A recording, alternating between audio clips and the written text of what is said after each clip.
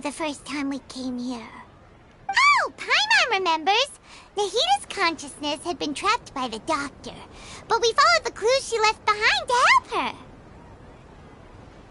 So much time has already passed since then, and it seems Sumeru's changing for the better now that Nahita's in charge, right? Paimon just hopes this peace will last a long time, and then Nahita won't have any more new problems to deal with. Yeah, guess you're right. We somehow always find ourselves right in the thick of it. Who knows what will happen next? Come to think of it, maybe it's all because of you. Maybe you're just a magnet for trouble. Huh? Me? Before Paimon ran into you, Paimon never ran into any trouble. At most, when she was super tired, Paimon got caught in some strange whirlpool and sucked out into sea. And even then, you fished Paimon out! Anyway, for Nahita's sake, maybe we should think about heading to our next destination for now. Ah, look who it is. Running into you in a place like this? I can see you two still love wandering around. Oh, it's Dia! Since when are we just wandering around? We're usually taking care of some serious business. Even though it may have nothing to do with our journey. But never mind that. What brings you here? I just finished a commission in the desert for a usual client of mine. Nothing too interesting. Just escorting a shipment of goods. I'm on my way to report back. That's when I saw you two all the way over there, chatting away. What were you two talking about anyway? Huh? You serious? Can't say I saw that coming. But you are travelers after all. I guess you'd never stay for too long in one place. Bumping into you like this will become a rarity. I'm starting to feel sad just thinking about it. Hey, how about I gather a few mercs to escort you two? What do you say? Thanks, but no need. Oh, Paimon had no clue you'd miss us so much. But don't worry, we'll come back to see everyone when we get a chance. Sounds good. All you need to do to get to Fontaine is cross this stretch of desert and navigate some waterways. Knowing you two, I'm sure it won't be anything you can't handle. So, when are you leaving?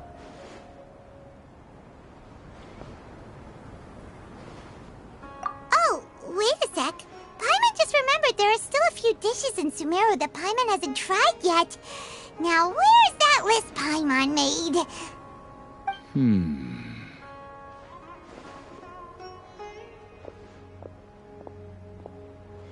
I see. Guess you won't be needing it enough to see you go like this. Though, now that I think about it, Sumeru wouldn't be what it is today without you. Seems true heroes always prefer leaving quietly. By the way, should we go say bye to Nahita? Oh, good point. Then there's no need to bother her in the real world. Then, I guess this is goodbye for now, Traveler in Paimon.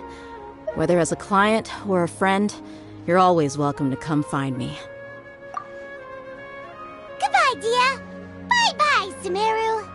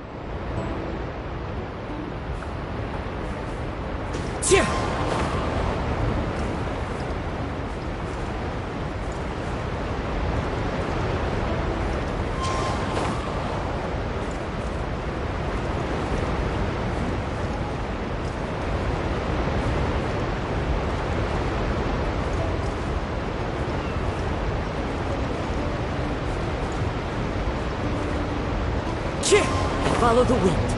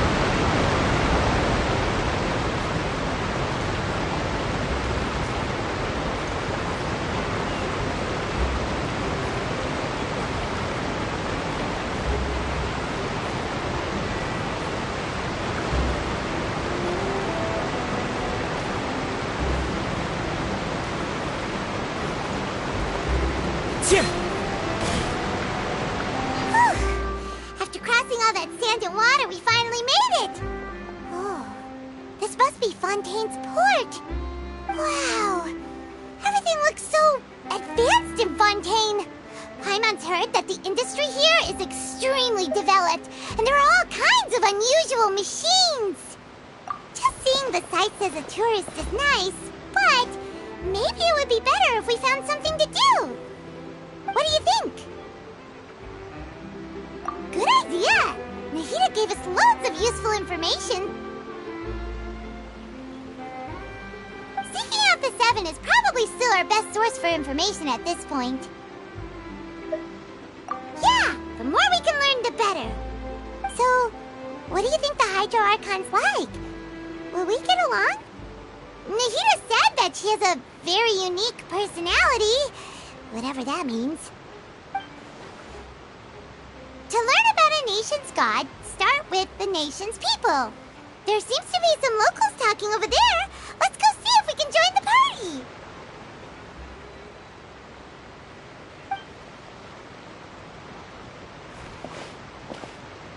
party. If you ask me, it's a tragedy how things ended for him. Clearly, he was a pretty decent person. Yeah, I didn't expect that kind of ending for him. I thought he would at least fight on a little longer for his family. I was expecting a sudden plot twist, but it's a pity that it never happened. Still, his story is quite the tearjerker.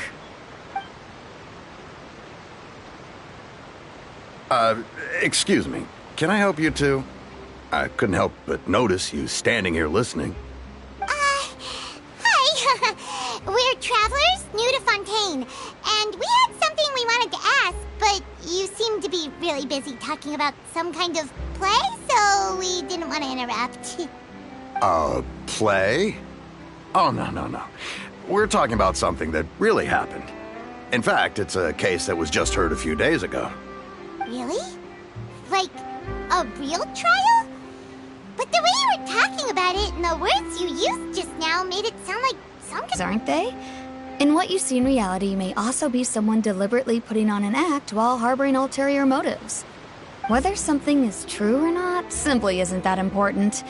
The main thing is whether the story being acted out on the stage is splendid enough. Oh, but it looks like you're not from around here. You probably don't know that the Fontaine Court of Justice is called the Opera Epiclese, or more commonly known as just the Opera House.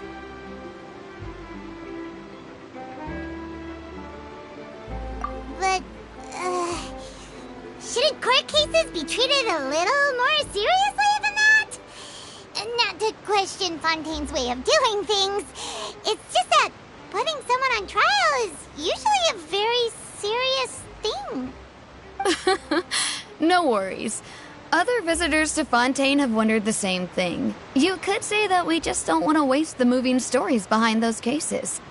And as for your worries about whether the cases are treated with due reverence, we have the absolutely just and honorable Chief Justice Neuvillette, as well as the Oratrice Mécanique d'Analyse Cardinal, a machine created by the Archon. Between the machine and the Chief Justice, false charges and injustice are a thing of the past now. Oratrice? Is it some kind of machine, too? Oh, Paimon's curious. We should check it out if we get the chance. Wait, Paimon almost forgot to ask you our question. Do Do you know what we should do if we want to meet the Hydro Archon? Oh, that's easy. Just go to the Opera House. Lady Farina practically lives there. You could definitely say it's her biggest passion. Huh. I think what they mean is that they wish to speak with the Archon personally. In that case, I'm afraid it's going to be a tad more difficult. You'll have to make an appointment well in advance, and it'll depend on whether or not she has any time slots available. Huh. Is the Hydro Archon super busy taking care of official stuff? Wait, didn't you say that she's always at the Opera House? No. Lady Farina seldom takes an interest with the nation's affairs. The reason it's difficult to make an appointment is simply because she's incredibly popular. That's right. After all, she is the Archon. Though she may tend to get a little dramatic from time to time, people can't get enough of her. Huh. First time Paimon's ever heard of an Archon being described that way before. Wait! Paimon gets now! The Hydro Archon is kinda like a big celebrity here, right? Yeah, I suppose you could say that. Perhaps you could even say our mascot. Hang on. This is still Fontaine's Archon you're talking about. You should show some more respect. Yes, you're right. I guess I should at least try to be a little more respectful in front of visitors. Otherwise, I might get arrested and find myself face to face with Monsieur Neuvillette. Come on. Sure, there's a lot of laws here, but nobody's going to be arrested for saying something disrespectful about the Hydro Archon. Alright, I think we get it. Thank you! At least we now know that we can find the Hydro Archon at the Opera House. But who knows how long making an appointment will take? Guess we could have a look around the city in the meantime. Hey! What are you looking over there for? Huh. Maybe something's the matter. She isn't going to jump into the water, is she? Maybe we better go check on her.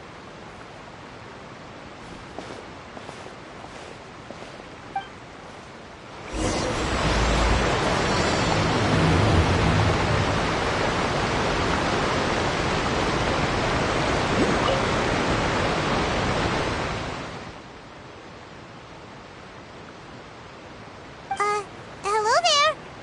Excuse me. Are you alright? Huh? I'm fine.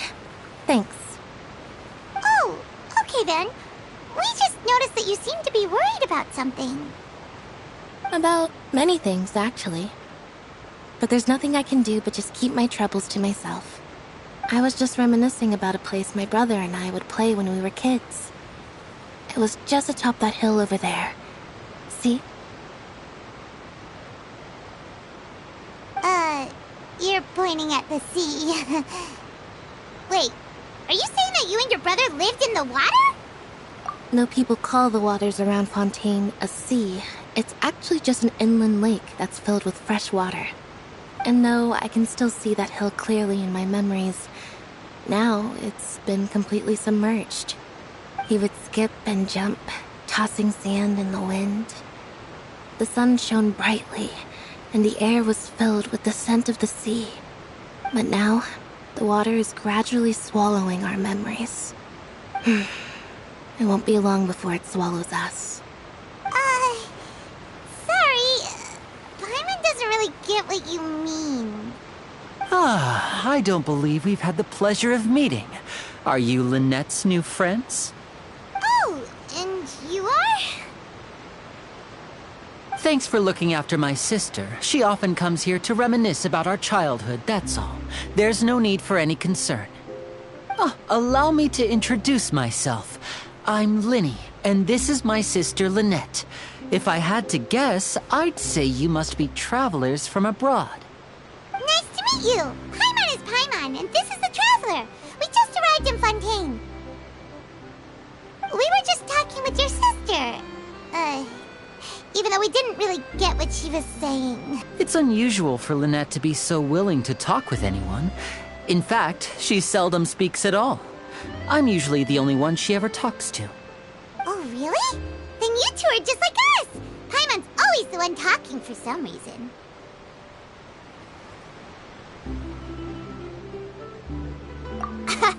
So that's how you think it is? I also think my brother can be too talkative at times. Seems you were right, Paimon. We are quite similar.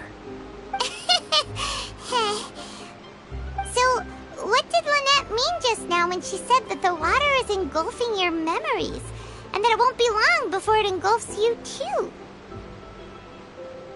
Oh, that. It's from a prophecy that's been circulating in Fontaine for some time now. Well, I suppose prophecy isn't exactly the right word, because that implies a certain amount of uncertainty. There's no doubt about what's happening in Fontaine now. Where to begin?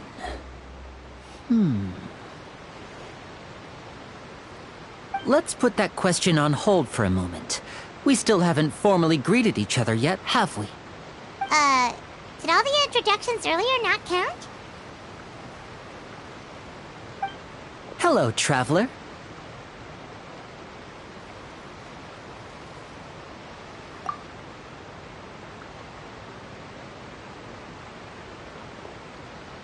And hello, Paimon. Hey! Why didn't Paimon get a handshake? You're not poking fun at Paimon, are you? Please, don't take offense. Just consider it a sort of etiquette we have here in Fontaine when making new friends. You should remember it. It might prove useful. Oh, all right then. Well, Paimon's just happy to have a local friend now. By the way, we were just getting ready to go to the Opera House to meet the Hydro Archon. Would you be able to show us the way? So you're going to see Lady Farina? No problem at all. In fact, I was planning to go to the Opera House later myself. I'll gladly take you once I finish things here. Please follow me.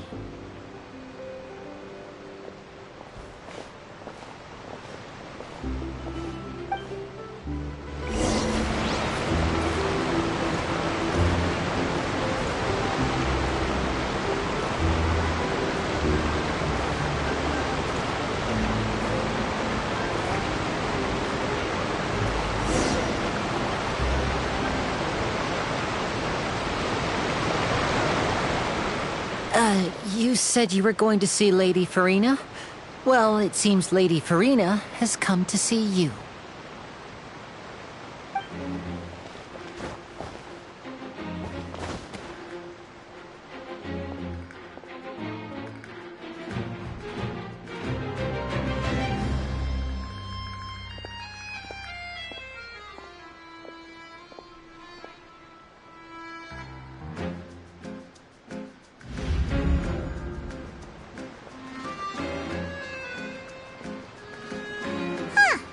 So, she's the Hydro Archon? But how did she know we were looking for her? My dear people, rich and poor, those with cup in hand and those with nothing at all, raise your glasses in celebration! If you don't have one, then just raise your hand in lieu.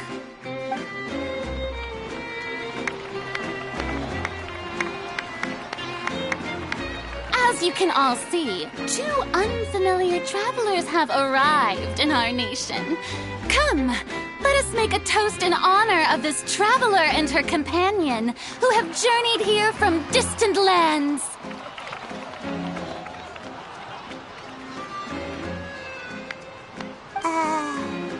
Is she talking about us?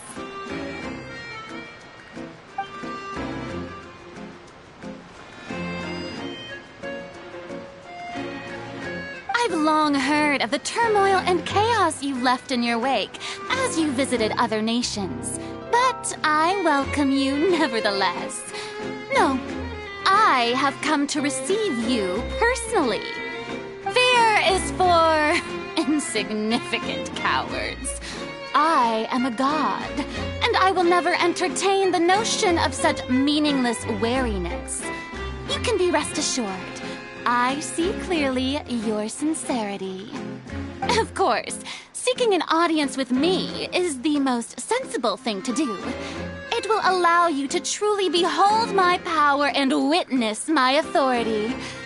Intelligent people always gather under the correct banner. I, Focalor, hereby welcome you to the nation of Hydro and acknowledge the value and significance of your trip. Now, you may rejoice in this.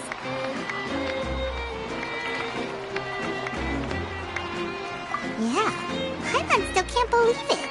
Feels like we've only been here for a few minutes. But the Hydro Archon's entrance was, how should Paimon describe it? A little over the top? Miss Hydro Archon? How did you know we were coming? I see. As Outlanders, you inevitably lack even some of the most basic understanding. Don't forget that even the gods can be divided into the mediocre and the excellent. I suppose it's only natural for you to be awestruck by my abilities. You had best stop and consider. Do you really have the noble qualities and etiquette necessary to communicate with a god? All it takes is a flick of my finger for me to know everything about you. Whoa, talk about sounding high and mighty. Oh? What's with these looks? Perhaps the welcoming ceremony still isn't enough? What else should I say then? Is she waiting for us to start talking? Wow, I didn't expect to see Lady Farina here. What a surprise! Wait, does this mean they're the legendary blonde traveler? How did I not notice before? Hey, what's all the commotion? Oh, is that Lady Farina? Is there some kind of drama going on? Of course. That's the blonde traveler. The one all those stories are about. Lady Farina came here to personally see her. Oh, I bet this is going to be the duel of the century. Ooh, I've got to see this. I knew Lady Farina would never disappoint.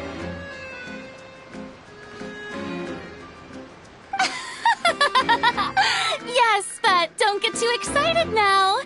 My dear believers and spectators alike tend to get tolerate all their ruckus.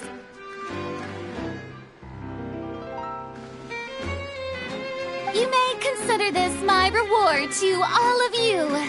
I have determined that there will be an epic duel between myself and this traveler from another land, just as you were hoping to see. Now she wants to fight? Aren't we getting a little ahead of ourselves?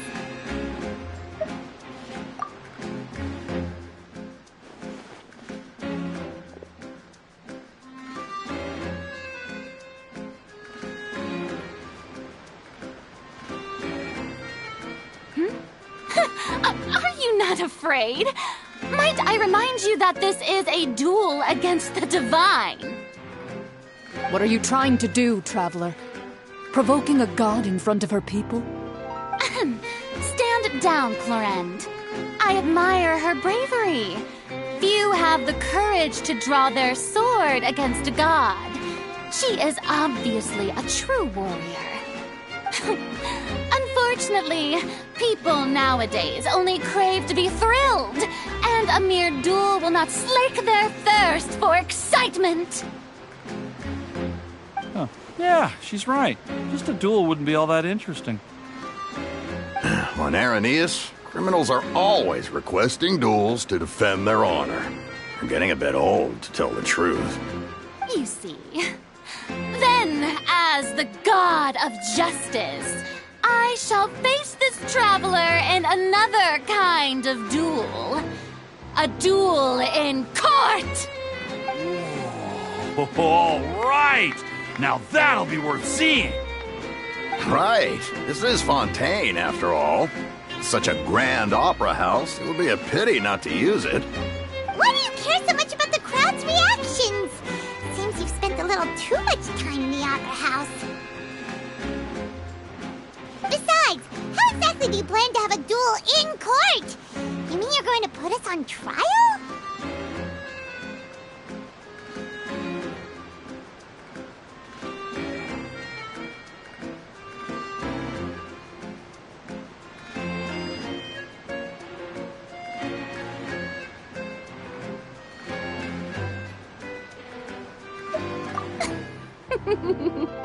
Oh, we have reason to put you on trial. It's obvious, isn't it? According to Fontaine law, no one is permitted to release any flying objects within Fontaine city limits during the first 3 days of each month. You are clearly guilty of violating this law, no? Oh, so that's what they've done wrong. That's our Lady Farina. No one knows the laws of Fontaine like she does. You call that obvious? What kind of law is that? Wait, flying object? You mean Paimon? Precisely! Now, if you two have no objections, then in the name of the Hydro Archon, I order your arrest. My apologies, Lady Farina. I don't mean to spoil the fun, but if you would allow me to interject, I don't think that Paimon here meets the definition of a flying object. You tell her, Linny! Finally someone who's not crazy. How could anyone call Paimon a flying object?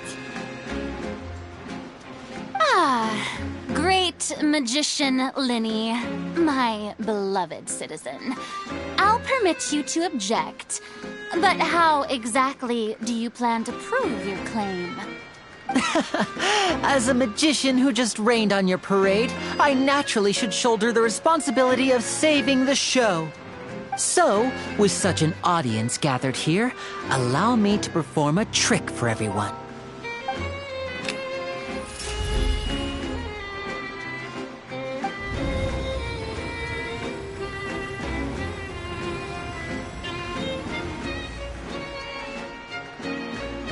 Ta-da! What's that on Paimon's back? Hey, when did you do that?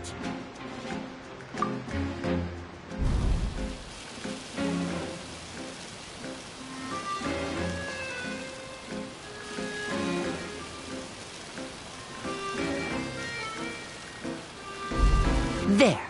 As you can all clearly see, Paimon should be classified as, well, something like a balloon. This rope has been in the Traveler's hand all along. It was just that no one could see it before. Huh? You call that magic? You've got to be joking. I thought it was pretty good. Nice one. Huh? I'm not sure what to think. It seems Lady Farina's charges no longer hold water.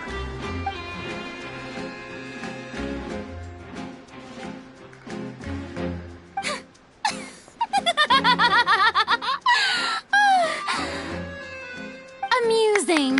Very amusing, Linny. Just the sort of unexpected twist that I enjoy. With you here, today's performance can finally be called complete. Performance? You see all this as a performance? In which case, consider the matter of your trial resolved. The god of justice will not bring charges against an innocent person.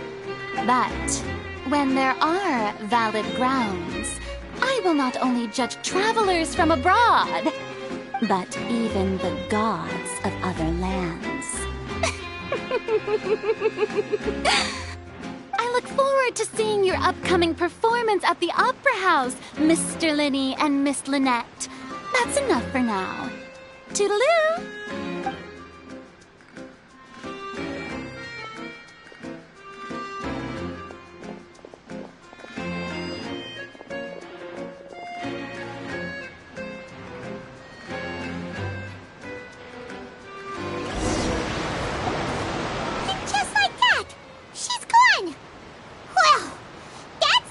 Unpredictable Archon Paimon's ever seen. You never even had a chance to ask her anything.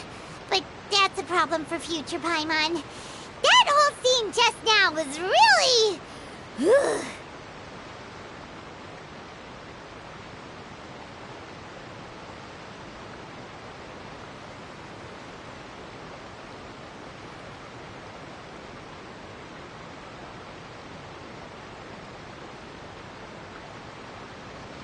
Don't mention it. I just happened to remember that there was such a law, so I did a little preparation, just in case. I didn't think it would actually come in handy. So, now do you see what kind of god Lady Farina is? She can be a bit confusing at times, but she is still amenable to reason. Anyway, Paimon had no idea you were a magician, Linny. It sounded like you'll be performing at the Opera House, right? I just know a few simple tricks I use to make a living. Lynette is my assistant. It will actually be my first time performing on the most prestigious stage in Fontaine, the Opera House. But isn't the Opera House where criminal trials are held in Fontaine? When there are no public trials being held, the Opera House hosts a variety of other performances. To the people of Fontaine, the line between a trial and a performance can be a little blurred. And speaking of performances, I would be remiss to forego this opportunity gifted by fate. Might I invite the two of you to see my performance? My brother's always excited to make new friends. Oh, sure. We don't really have anything to do now, and we wanted to go to the Opera House anyway. Splendid. In that case, why don't we go together? I'll show you the way.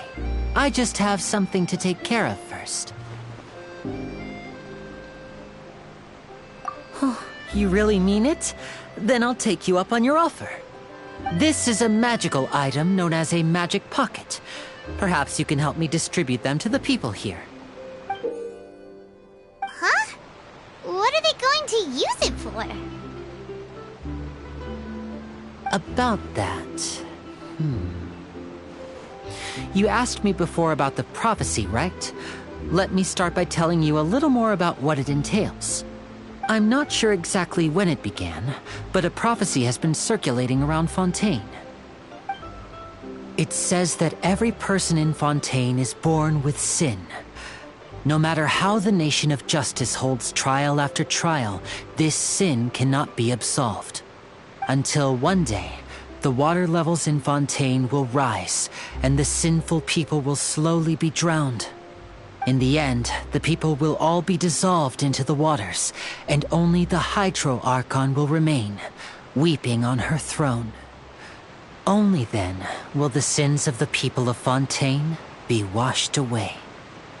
That sounds pretty gloomy. Why are people in Fontaine born with sin? What is that supposed to mean? There are lots of guesses. Some say that the ancestors of Fontaine stole the power of the seas and stirred its wrath. Others say that the people of Fontaine never heeded the first Hydro Archon's warnings and offended Celestia. But here in Fontaine, evidence is what matters. There hasn't been concrete evidence for any of these claims, so they can only be regarded as conjecture. If even the people in Fontaine don't know what sin they committed, wouldn't it be better just to ignore the prophecy completely? Why bother feeling guilty all the time? That's exactly what the people did at first. But in the last few years, the water levels in Fontaine have actually started rising.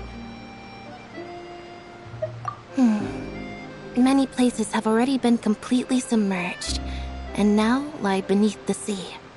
Many people carry on with their lives as before and shrug it off as a natural phenomenon. But my family and I think that the people of Fontaine shouldn't ignore the possibility, which would end up sentencing them to death.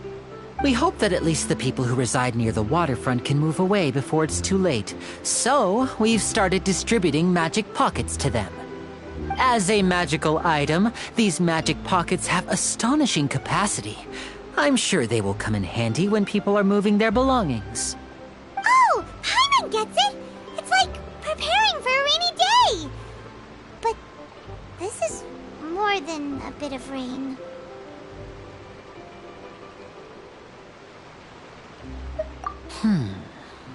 Perhaps only absolute power could ever contend with such a catastrophe. But who knows? We're just tiny specks in the grand scheme of things. Now, if you'd like to help, then please give these magic pockets to anyone nearby. Be sure to convince them to take it, regardless of what they say.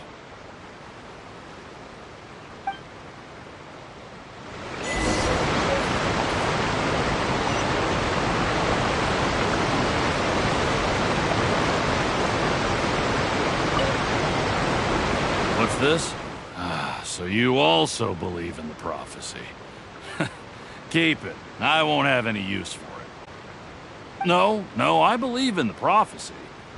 But I also believe in another story.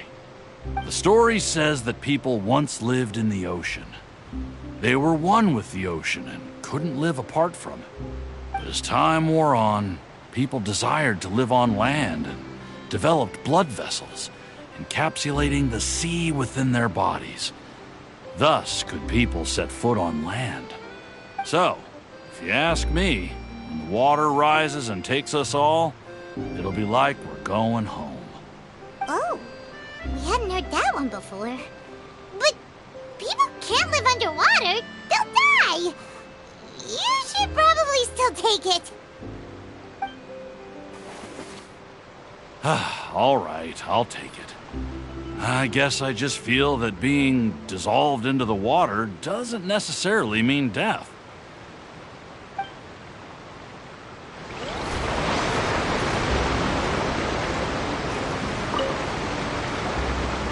So you're the blonde traveler that everyone's been talking about. My apologies for not recognizing you earlier. Oh, a magic pocket? Seems you really thought of everything. I guess it's better to prepare for the worst and hope for the best. Thanks. Please, also thank the magician on my behalf when you get the chance.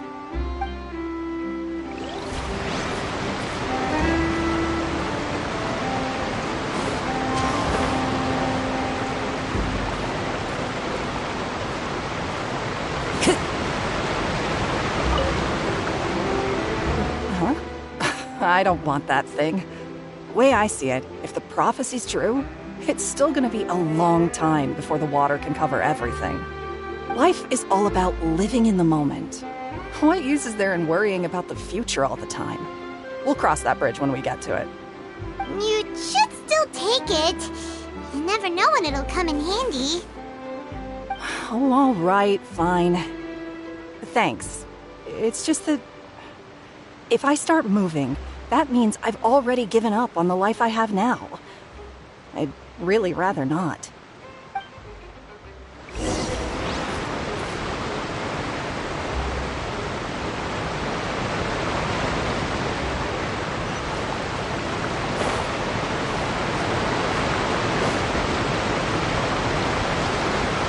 Oh? You already handed out all of the magic pockets?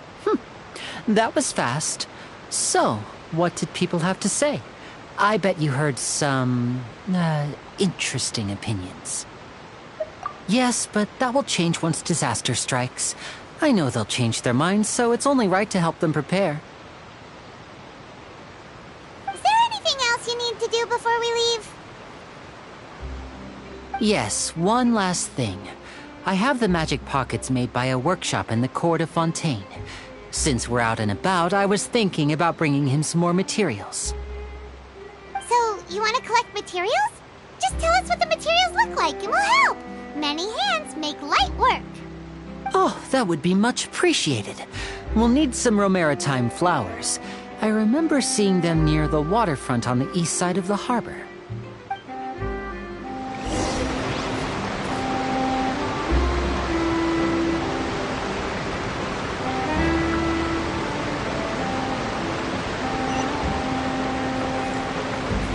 To give her my gift. Time to go.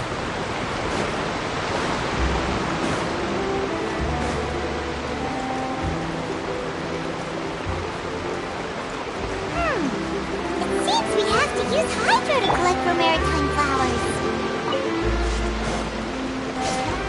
No time to lose. Who's next?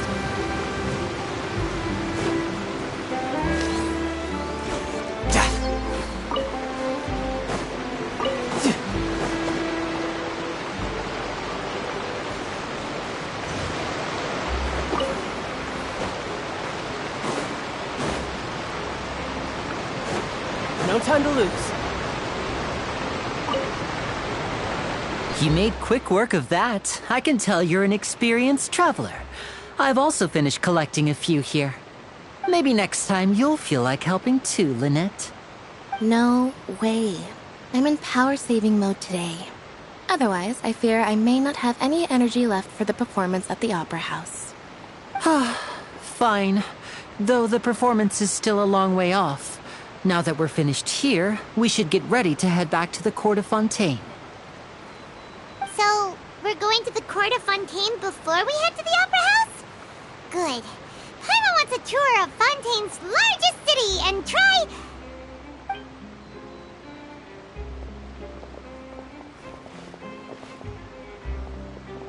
Wait, shh. Have you noticed that person over there? The young girl. Huh? What's wrong with her? Paimon didn't notice anything. She's obviously a thief. Magicians and thieves practice similar methods. We divert attention, and a distracted audience is one that won't discover what you're really doing. Watch her movements carefully.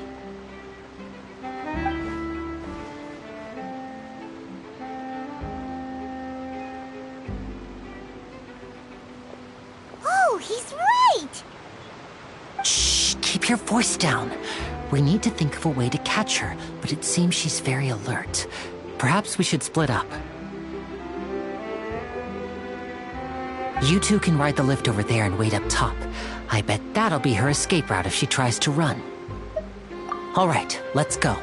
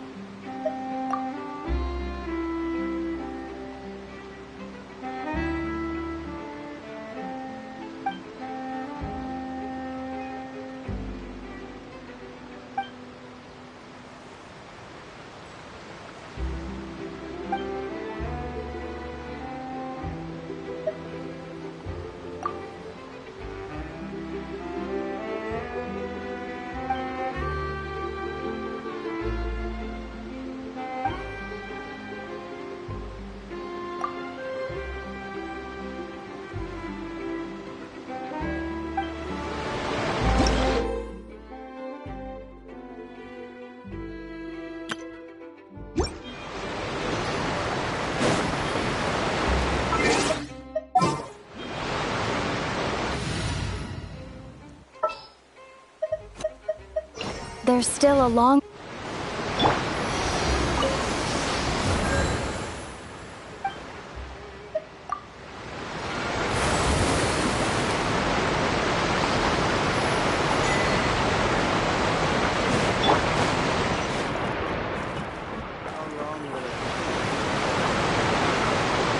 This is the spot where Linny wanted us to wait.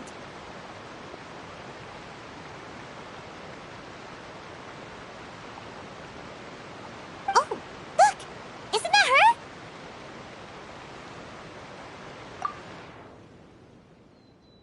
Oh no! Did she notice us?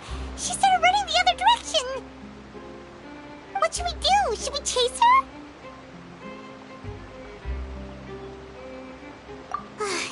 right. She might also be trying to lure us away.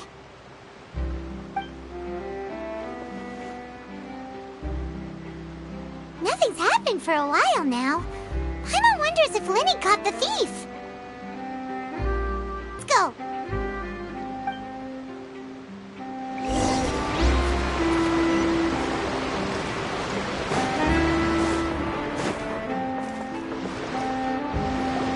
Are you sure that's all she took? You should check to make sure you're not missing anything else. No, that was all. Oh, I can't thank you enough. I didn't notice a thing earlier. Anyway, I should be going now. Thanks again. Oh, were you returning what the thief had stolen? That's right. Pity I wasn't able to catch her. She distracted me by dropping the thing she stole on the ground. By the time I looked back, she was already gone. I saw the general direction she went, but Linny twisted his ankle, and I needed to make sure he was okay. Oh, did you get hurt, Linny? I'll be all right. It's just a twisted ankle, that's all. In fact, it's feeling better already. If you want to play at being a hero, at least try not to get hurt doing it.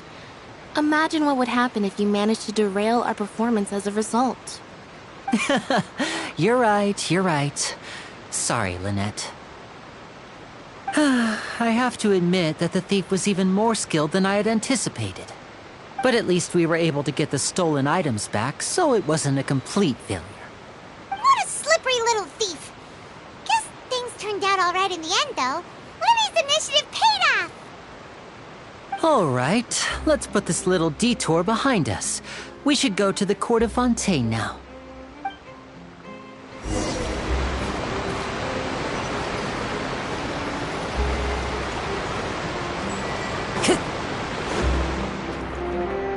Time to go.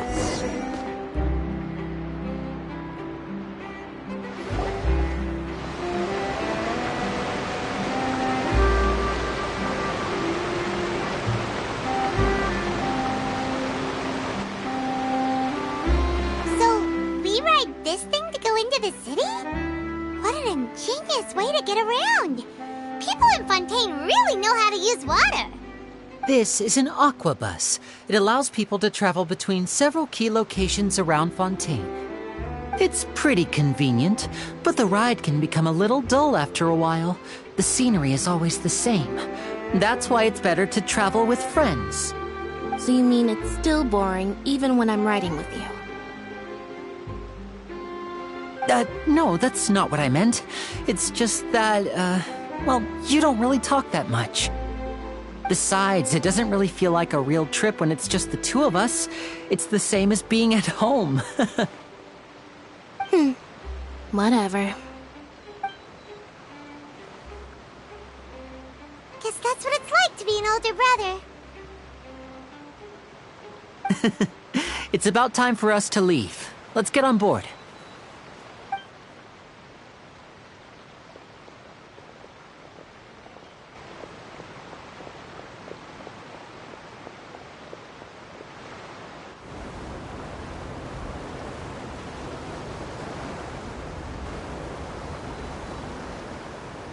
Oh, excuse me! Aren't you the great magician Linny? And his assistant Lynette? Hello. I don't believe we've...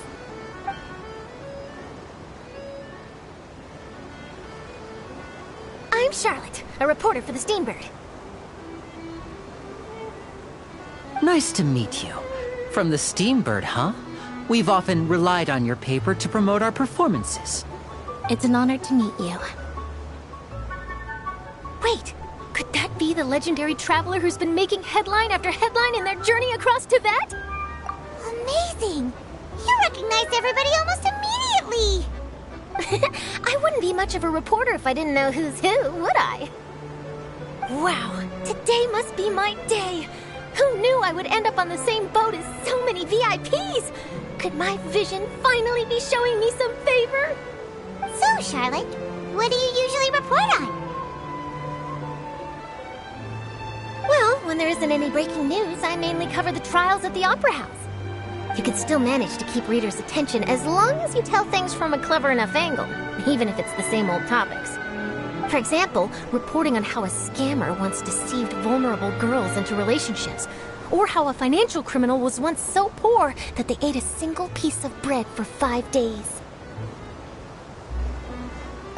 That's fine and all, but what I'm really after is exclusive, sensational news pieces that could shake the country. These smaller stories are a waste of my talents. Oh, I just remembered. I've been following a case lately. Well, a series of cases, actually. You mean the serial disappearances of young women case? That's right! These stories are the talk of the town right now, and it's probably the most mysterious case we've ever seen. If I'm the first with a draft ready to publish when the case is finally cracked, and it's the headline story in the Steambird, oh, when that happens, I bet all the other reporters will shed tears of envy. I've already gathered all kinds of materials. I just can't wait for the truth to be revealed. So, what is the serial disappearances of young women case? You mean the culprit hasn't been found? That's right. The first missing girl case happened almost 20 years ago. And ever since, after a period of time, another girl disappears. What the cases have in common is that the girls are all of a similar age, and that they've all vanished without a trace. But the scariest part is that to this day, none of the girls have ever been found. Many suspects have been arrested over the years in connection with this case, but shortly after each arrest, another disappearance would always happen.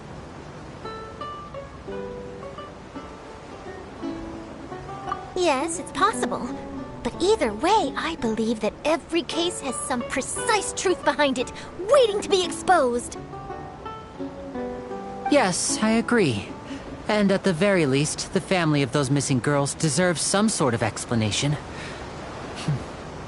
I just imagined for a second what I would do if Lynette were to suddenly disappear. I'd pay any price to get her back, and then find a way to track down the culprit. Please don't imagine that, Lenny.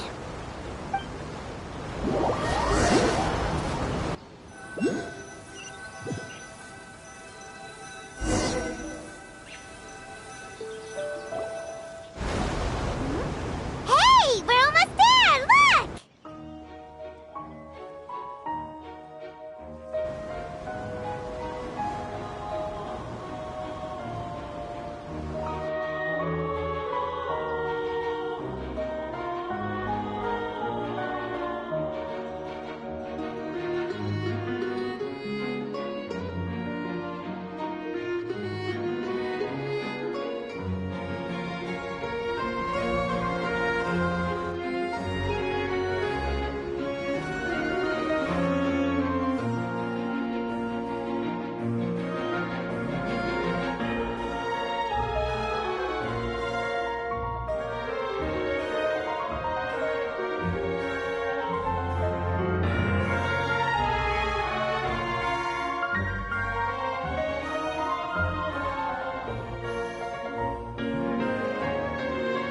Well, I really enjoyed chatting with you.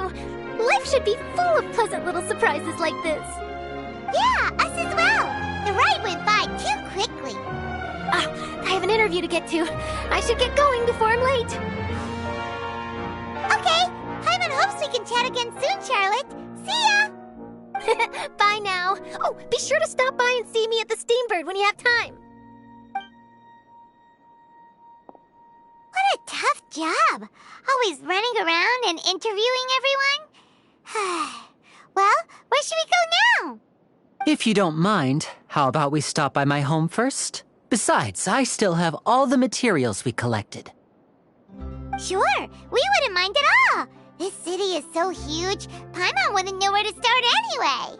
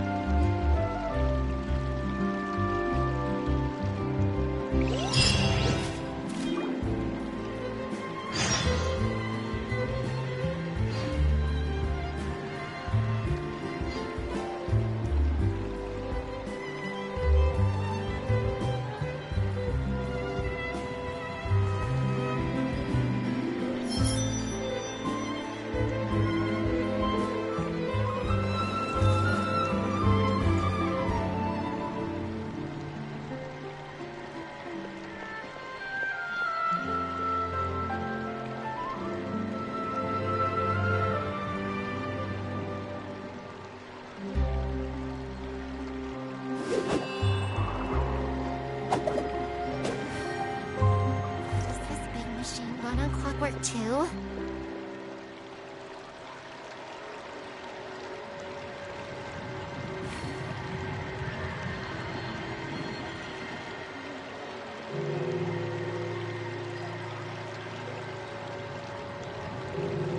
There are leaves around, and I know just the tune to accompany them, if you wish to hear it.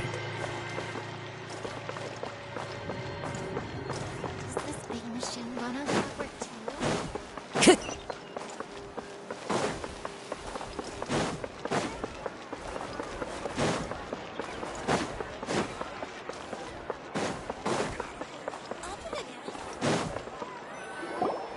This is our current abode. Ah, Fremine, you're home. Where did everyone else go? I have some new friends that I would like to introduce. Oh, they all just went out a moment ago.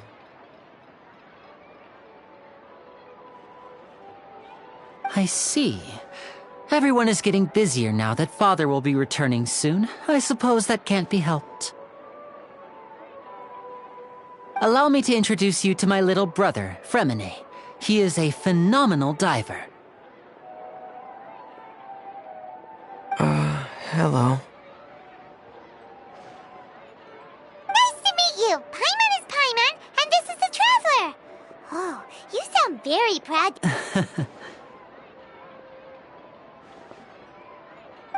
Linny, could you come here for a moment?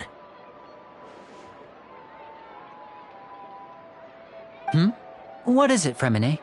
Do you have something to tell me?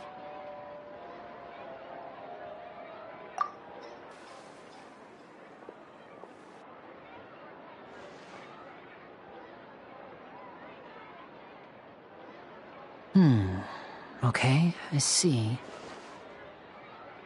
Is everything all right? Oh, it's nothing. We were just discussing a little housework. Sorry for the interruption. Oh, before I forget, the Traveler and I collected more materials to make magic pockets. Were you able to get any, Fremine? Yes, I went diving and gathered lots of materials. I was about to give them to you. That's our Fremine, always quick with the underwater work. All right, I'll take these to the workshop.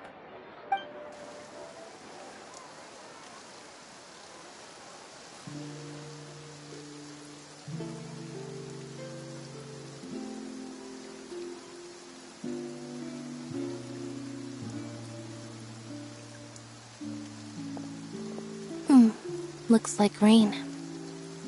Oh, you're right. But wasn't it clear and sunny just a moment ago? Fontaine's weather sure is weird. I'm afraid that's just how it is here. It often rains on days where there are trials being held in the Opera House, but don't worry, it'll clear up soon enough. What's wrong, Fremine? There's a legend about the rain that I tend to believe. It's said that a dragon of water once resided in Fontaine. Though we don't know where the dragon went, every time it weeps, the skies will cloud up and pour out rain. When I was a child, my mother told me that if I wanted to go outside and play, I should yell toward the sky at the top of my lungs. Hydro Dragon! Hydro Dragon! Don't cry! If it's an elemental dragon, then having the power to make it rain wouldn't be very unusual. Let Paimon try something. Hydro Dragon! Hydro Dragon! Don't cry!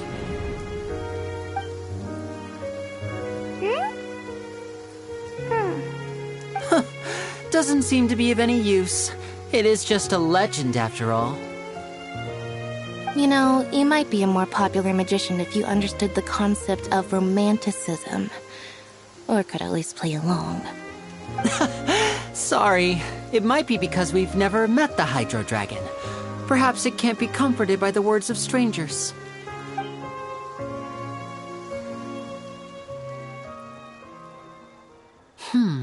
It rained for longer than I suspected. Oh, it's already getting late. Was there something you needed to do, Yeah, some preparations for the show at the Opera House. I need to find a way to catch the last aqua bus of the day.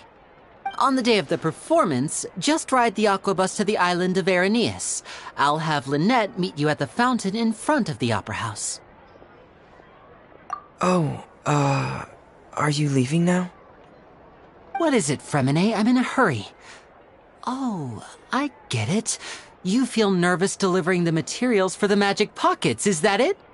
Perhaps we could trouble the Traveler to help us take these materials to the Beaumont workshop and deliver them to the owner there? I'm afraid that Fremine can be quite introverted, and the boss there tends to be pretty talkative. Fremine has always been a little afraid of her. No trouble at all! Don't worry, we're on the case! Sorry for the inconvenience. I'm quite useless when it comes to such tasks. I'll think of a way to make it up to you. Oh, no need! This'll be a walk in the park for us!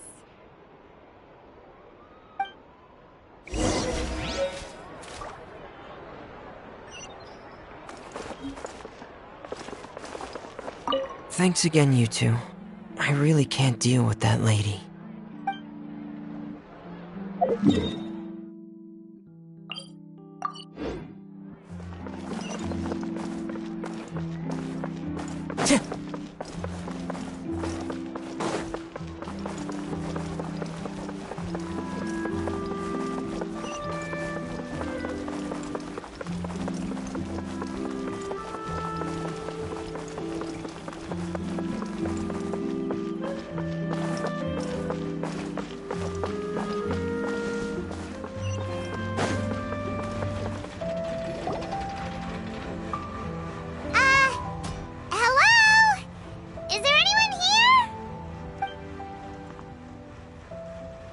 Oh, hello there. New customers? Looking to buy, or do you need something made?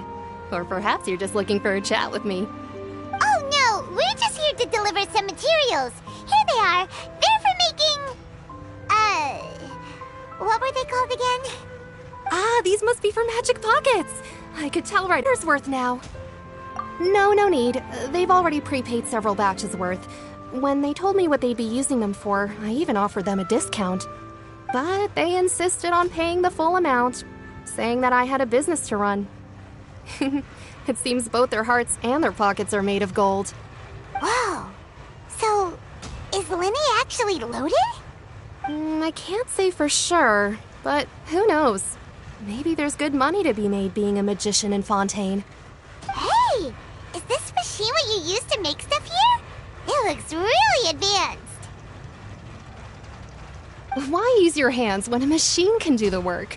It would be a waste not to use the latest technology, and wasting is a kind of crime. But where does a big machine like that get its power from?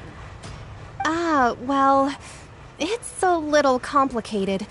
I'm not sure I can put it in layman's terms for you. But basically, everything we usually use here in the city is powered by indemnitium. It's a type of energy that's produced from trials. Huh? How can trials produce energy?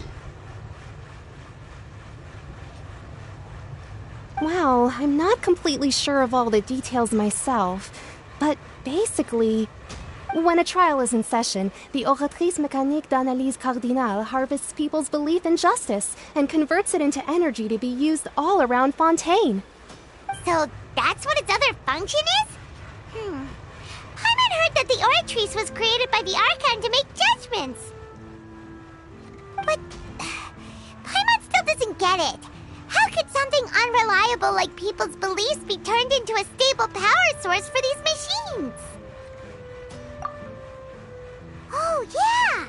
So that means the Hydro Archon relies on the machine to take the energy created by belief and turn it into power for all of Fontaine, right? Even though I've never heard anyone really put it that way before, it sounds like it makes sense. Besides indemnitium, we have another type of energy called pneumosia. It isn't produced by the power of the Archon, but it is unstable by nature. Even now, it still cannot be widely used by civilians. I thought I'd find you hard at work, but here you are chatting the day away. Since you're already talking, I'm sure you wouldn't mind a few words with me. You again! Didn't I already promise you that I'd have the more I owe to Conferee of Cabriere by next month? Why are you hounding me now? Yeah, but how do we know that you won't go running off by the end of this month? I want 50% today. Wait, no, 70%. Huh? You... Seems business isn't so great for the workshop. We've already finished our job and delivered the materials. Maybe now's a good time to leave?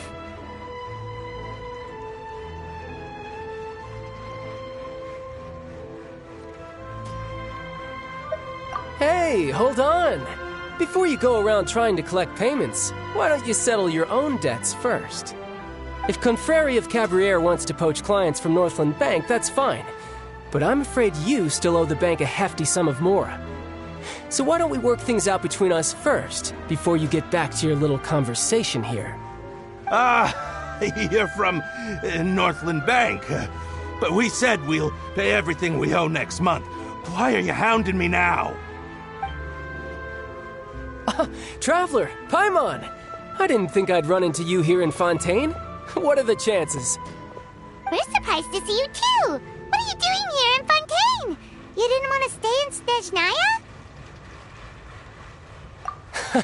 Long story short, I've already been in Fontaine for some time now, and honestly, things have been pretty boring. But it seems that fate brought our paths together today. Not only will I have some good friends here now, but ones who always seem to find trouble. Either way you look at it, it seems things are going to get a lot more interesting now. Pretty sure we'd want to avoid anything that you'd find interesting. Besides, our trip here has gone pretty well so far. Right, Traveler? Hey, you, Northland Bank boy. Aren't you forgetting something? Don't interrupt. It's not often I run into the Traveler like this. Why don't you wait for me over there for a while? You kidding? Aren't you the one looking for us? You really expect us to sit and twiddle our thumbs while you catch up with your friends? Listen to me, boy. If you want your mora, fine. Why don't you come and take it? Hey, I just said not to interrupt. Oh, by the way, Traveler, the last time I took Tonya and Tusser ice fishing, Tusser said... Hey! That's way over the line! All right, boys, let's see who has to pay up now! Can you at least let me finish one sentence? Fine. Though the bank told me not to get rough with our clients. You're the ones who started it. This is an act of self-defense. You two will have to be my witnesses, okay? I'm sure this won't take long.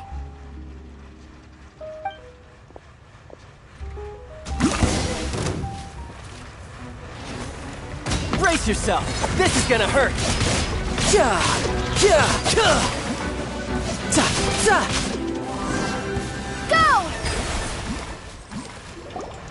Oh, what's your deal, Brad?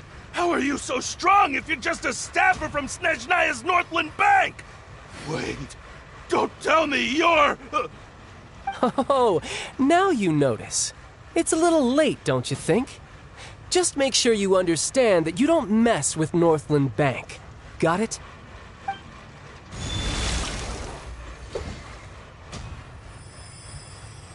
Huh? Now's my chance!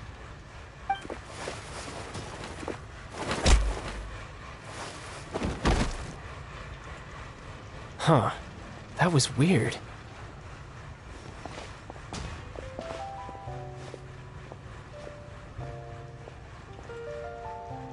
I'm not sure. It's as if I suddenly lost control of my hydro powers when I needed them. Maybe there's something wrong with my vision? Strange. How could that happen? First time Paimon's ever heard of someone losing control of their vision. Never mind. It doesn't matter. If I want to stay sharp, I shouldn't be relying too much on my vision anyway. Besides, I always have my delusion in case I need it. So what are you doing in Fontaine, child? I don't see its work for Northland Bank. Well, I guess it's because I've been in a bad mood lately. Huh? What kind of reason is that? Wait, since feel down about anything. I don't know. Maybe I still have a lot to learn about myself. But recently, there seems to be some sort of restless power stirring inside of me. And I don't know why, but every now and then I feel like I'm in a terrible mood. Maybe you losing control of your vision just now is connected with that power you're feeling inside. That is a possibility. I can't remember if I ever mentioned it before, but when I was 14, I fell into some unknown abyss. It was during that time I learned nearly all of my abilities. The one who took me under her wing and taught me was named Skirk. She was always quiet and very mysterious. Nobody knew where she came from or what she had been through, and she was always very strict when teaching me combat techniques. One time, I asked her why she was willing to take me on as an apprentice. From what I could make of her answer, it was because I had awakened it, and traces of it remained on me. She said that all my combat training would be useful in the future. But what is it? What did you awaken? She never explained that, but my guess is that it's related to a dream I saw when I had just fallen into that abyss. In my dream, I was in the deepest depths of the sea, and the boundless seabed was all around me. But in front of me appeared a whale that was so massive, I felt like I couldn't breathe. A whale? Oh, that sounds familiar! When we fought against you before, you summoned a huge whale that seemed to leap at us. Is that the one? That's just an abstract form of a whale that I create using my elemental powers. It takes that shape because the scene I dreamt of the whale has always been stuck in my mind. I'll never forget it. So you used the whale as inspiration for one of your moves? Huh. Seems a little twisted to Paimon. So why don't you just go ask your master? Maybe she knows the answer. You make it sound so easy. Ever since the incident I experienced there, I've never stopped searching for Master Skirk and that unknown abyss. But it's been years now, and I've still found nothing. There isn't even a trace of the place where I remember falling into the abyss. Oh, it sounds like some kind of ghost story. Yeah, I'm out of leads at this point, but there's nothing more I can do. It seems that strange encounters in this world tend to be elusive like that. Oh, seems the time really flies when I'm talking with you. I just remembered I have somewhere else I need to be, so I should get going. What? More work for the Northland Bank? No, it's more of a personal appointment. Lately, I've been sparring with some of Fontaine's official champion duelists whenever I'm feeling bored. Official champion duelists? You mean it's their job to duel? Yep. In Fontaine, before a criminal goes to court, they're given one chance to defend their honor by requesting a duel with an official champion duelist. The champion duelists are all-powerful fighters selected from among the nation's best. And the duel itself is a no-holds-barred fight with no specified stopping point. So engaging in such a duel is regarded as a symbol of defending your honor. If a criminal manages to win the duel, they'll be acquitted. But if they lose, they'll have no choice but to stand trial. And the worst-case scenario is that you're simply killed in the duel. Though it's rumored that Fontaine has a death penalty, from what I can tell, no one has ever been officially sentenced to death. So really, the only people who opt to duel are those who have suffered a grave injustice in being accused, or those who greatly value their honor. Otherwise, why gamble with your life? So, do many people actually get out of their trials by winning the duel? Apparently, it's exceedingly rare for anyone to actually win. Fontaine probably enacted this system as a way to show that the nation respects the honor of its citizens. Besides, none of the champion duelists are to be trifled with, which is exactly why I was... Apparently the one I'm meeting today, Clorend, is the strongest of the champion duelists. I had been asking her for some time before she finally agreed to face me today. Well, that's child for ya. Paimon feels like we heard that name somewhere before. Clorend. Huh. Oh, before I forget, I want you to have this. Huh? Your vision? You're seriously just giving it away? I'm just worried that it could become uncontrollable again. I'd be pretty upset if it got in the way of my duel, so I think I'll be better off without it for now. Besides, I just need you to hold on to it for a short while. I'll come retrieve it when I have some time later. Paimon knows what you're up to. You just want an excuse to come talk to us again, don't you? Whatever gave you that idea? I'll be in touch later.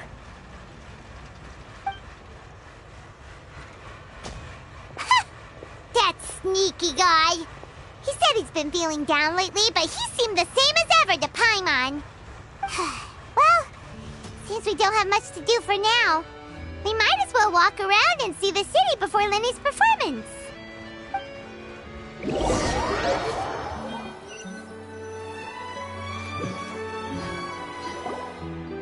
Wow! Who could have seen that coming? The reporter who was barely around for most of the story was the murderer all along! Sorry. Paimon was just surprised, that's all. Whew. Paimon never saw that twist coming. The murder mystery novels here are amazing! The whodunits here in Fontaine are a lot different than the light novels you see from Yai Publishing House. Both have their merits, but Paimon thinks this style of novels are more, well, novel. It's so exciting to reach the moment when the mystery is uncovered, especially in the one Paimon was just reading. You should buy a copy and read it too. Oh, sorry about that. Paimon will be more careful next time. Hey, shouldn't we be heading to the Opera House to see Lenny's performance soon? It's almost time for the show to start, so we should get going. Lenny said that the Opera House is on Aranias, so let's go ride the Aquabus!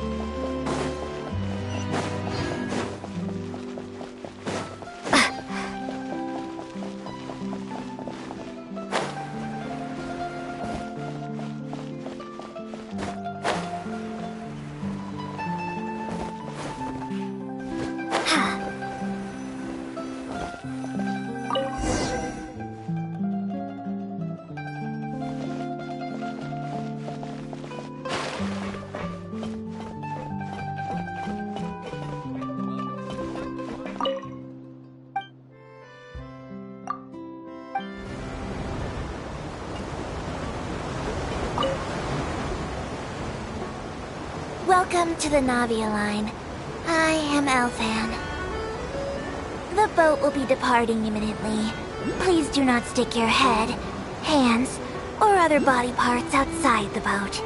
The Aquabus operator is not responsible for any accidents or injuries resulting from doing so. Also, please remember to buy the Steambird, though I don't read it myself. The destination of the current tour is Erinias. Points of interest worth visiting include the Fountain of Lucine and the Opera Epiclese. If you look to the left in the direction we are currently traveling, you will see the famous Fontaine Research Institute up in the sky. An experiment gone wrong turned new sightseeing opportunity. Human ingenuity truly is a wondrous thing.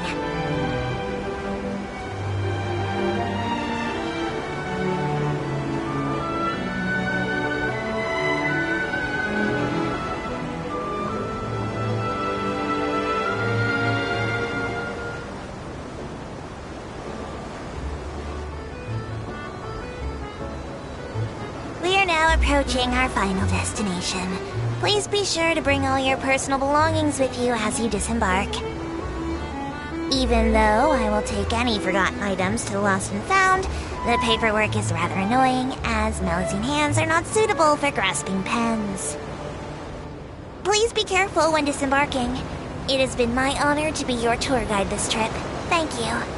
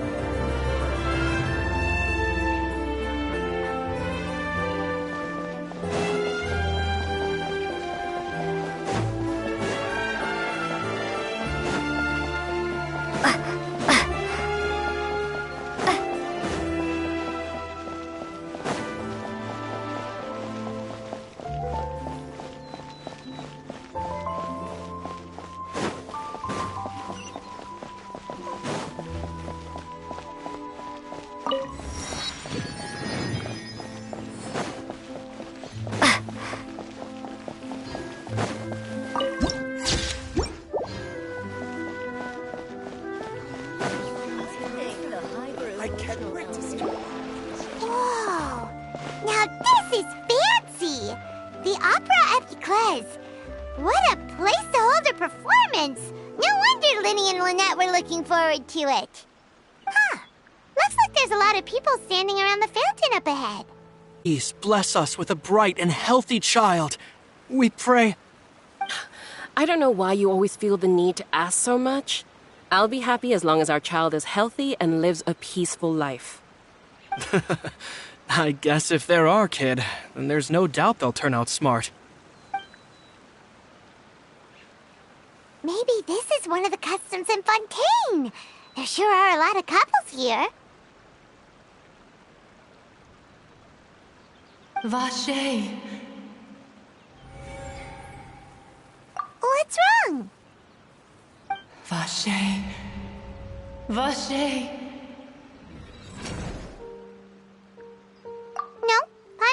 say anything. Are you here? Welcome to the Fountain of Lucine. All the water flowing through Fontaine converges here. It's customary for newlyweds to come here and wish for children. Lynette! You scared Paimon! When did you get here? Lenny asked me to wait here for you, remember? Right.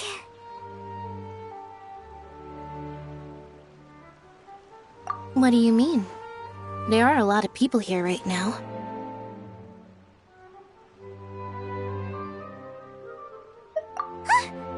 Hey, you're not trying to scare Paimon, are you? Besides, it's the middle of the day. It's not the time for eerie things. I see. I might be able to tell you something that could help explain the voice you heard.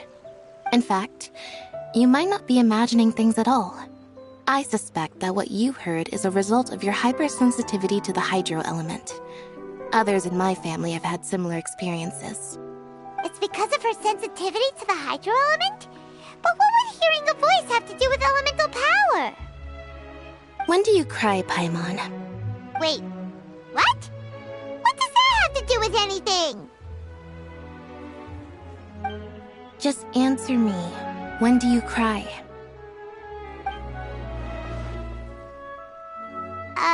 When Paimon's really sad? Oh, and when Paimon's super happy. Oh, and also when Paimon's really, really scared. Then you should understand that tears contain your most intense emotions. Like I just mentioned, the Fountain of Lucine is where all the flowing water in Fontaine converges. Even the tears that fall to the ground will eventually gather here. So maybe what you heard was the intense emotion coming from someone's tears. So, what did the voice say?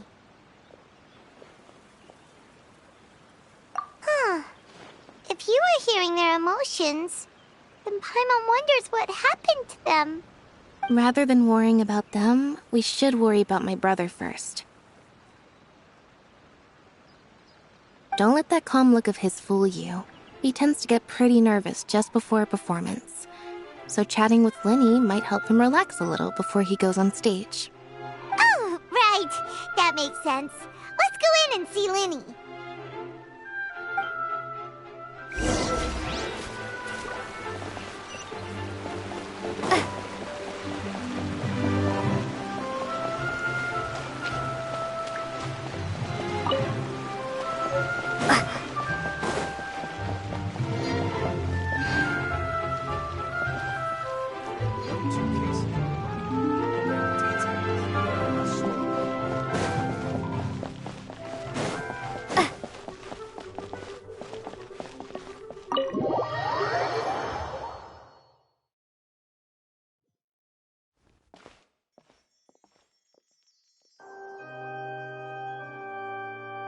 Traveler and Paimon, good to see you.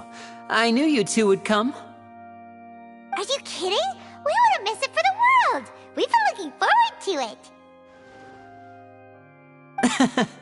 I can tell, judging by how early you've arrived. But you're actually right on time. The audience still hasn't started entering the venue yet, which means now is the perfect chance for us to take you to the best seats in the house. Wait just a moment. I'll fetch the tickets.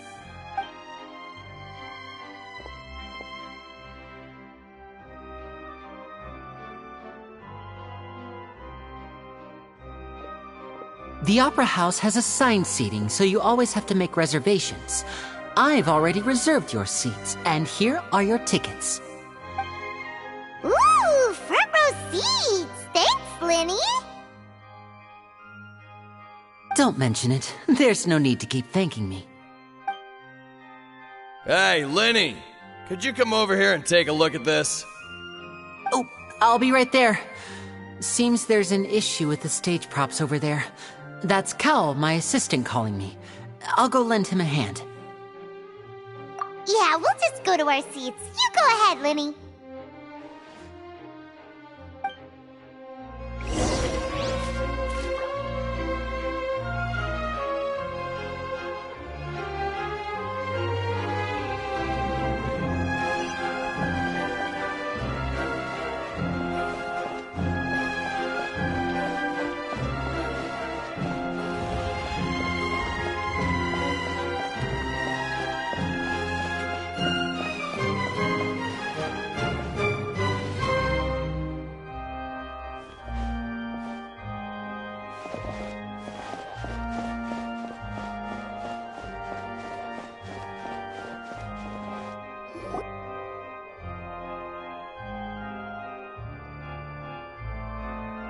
These should be our seats. Come on, let's sit down.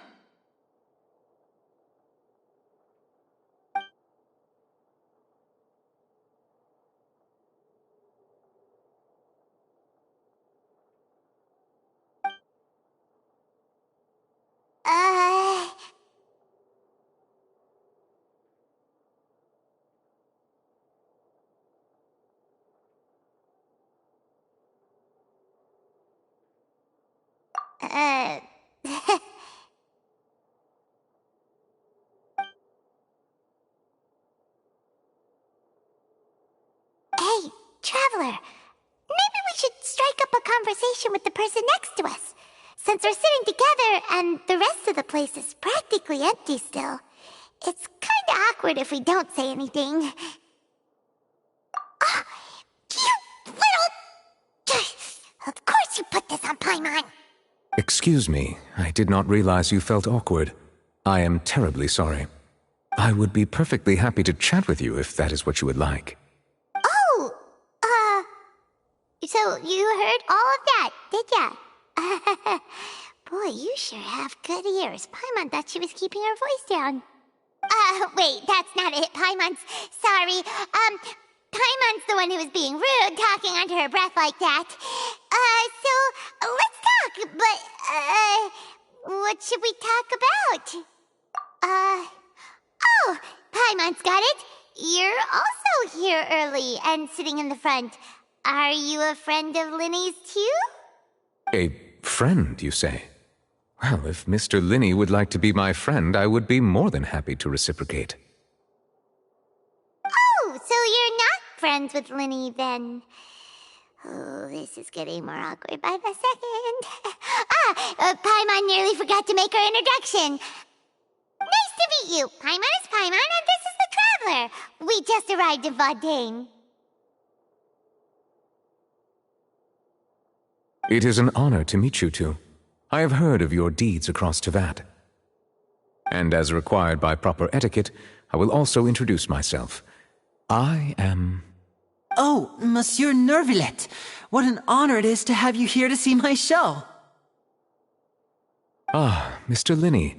I should say it is in fact an honor for me to see your performance in person. Wait, Nervillet? Could he be... I saw you all chatting just now, but it seems you still don't know who Monsieur Nervillet is. Allow me to introduce you to Fontaine's Chief Justice. That seat is always reserved for him. It wouldn't be too much to say that he's the symbol of justice and honesty here in Fontaine. Whoa! Sorry for being so rude just now. Paimon had no idea you were such an important person. No offense taken. Being Chief Justice is merely what I do for work. Nearly every person has their usual reserved seat, so I'm not so special, really. And by the way, I should probably let you know, even though I would prefer not to. There's someone sitting up there in the VIP seats that has been striking a pose for quite a while now. I believe she is trying to give you a most elegant and impressive first impression. So I think you should take notice of her sooner rather than later, otherwise she may become flustered.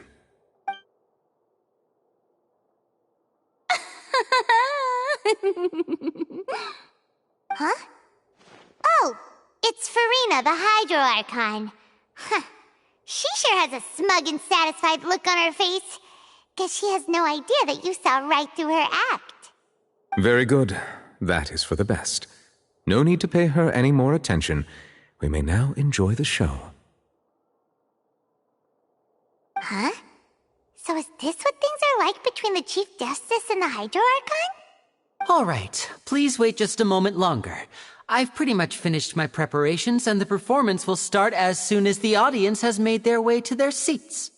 Yay! The show's finally about to start! Paimon can hardly wait! Paimon's never seen a real live magic show before!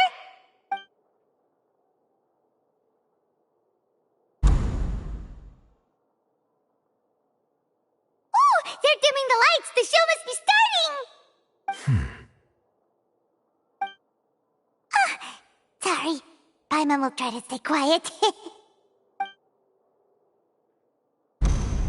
Welcome, one and all, to the Opera Epiclese. I am the star of today's show, Linny. And over here is my sister, Lynette, who will be working as my wonderful assistant. Please, let's give her a warm welcome. Hello, everyone. I know she may seem to be a little sleepy right now, but that's just a sign that she's nervous. Whatever. Now, some of you may be thinking, two vision holders who can freely manipulate elemental powers performing magic is not true magic at all. So, I would like to take a moment to assure you that elemental powers will have nothing to do with what you will witness on the stage today.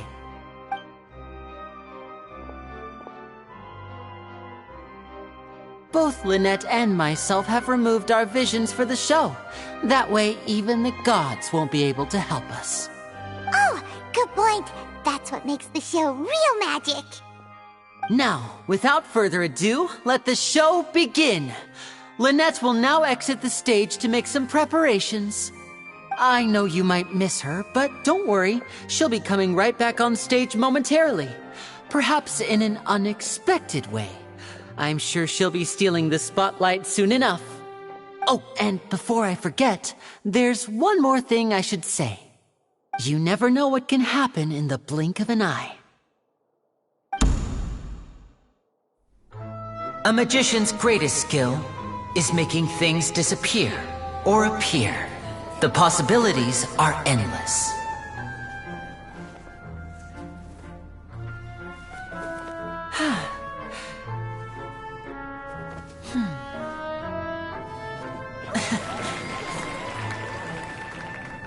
Huh?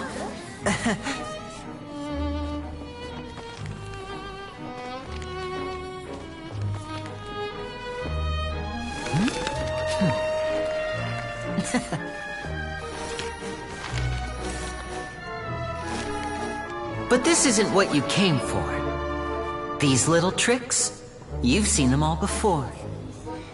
So it's time for something truly extraordinary, don't you think? This one's a little tricky.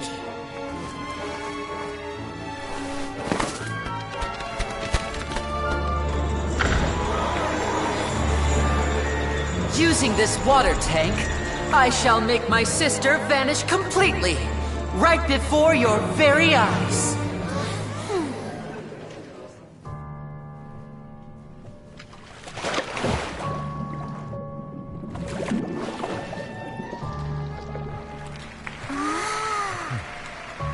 It's actually quite simple. She'll just turn into air bubbles and float right out of the top.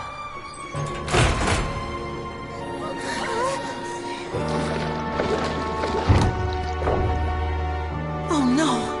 I told them to check all the props carefully. With the lid on, even air can't escape. An amateur magician would be getting very nervous right around now.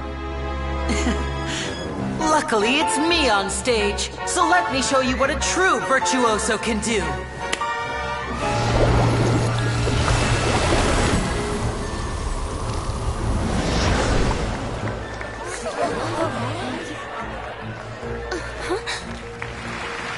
Lynette, are you still there? Don't go too far. We don't want to use up all our magic. Hi, I'm back. Uh-huh.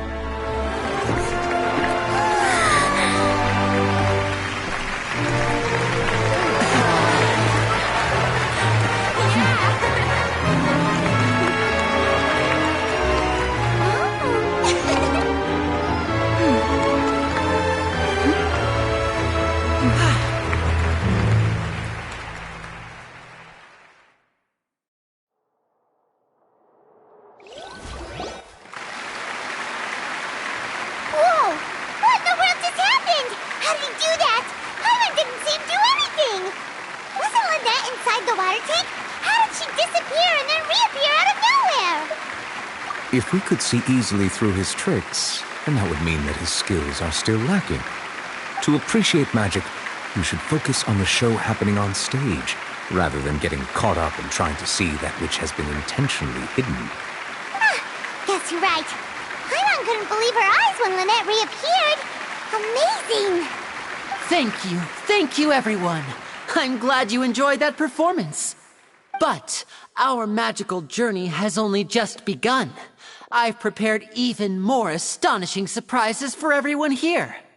The magic of transformation and disappearance can go far beyond what you've just seen. I'm sure many of you are thinking that escaping the water tank was impressive enough, but Lynette is still my assistant after all. In which case, I have ample time to make all necessary preparations. So, for my next trick, I will require the participation of one lucky audience member. Please, if my assistants could bring out the magical boxes now. There are 2 boxes and only 2 boxes. One is here and one is there in the aisle among the audience.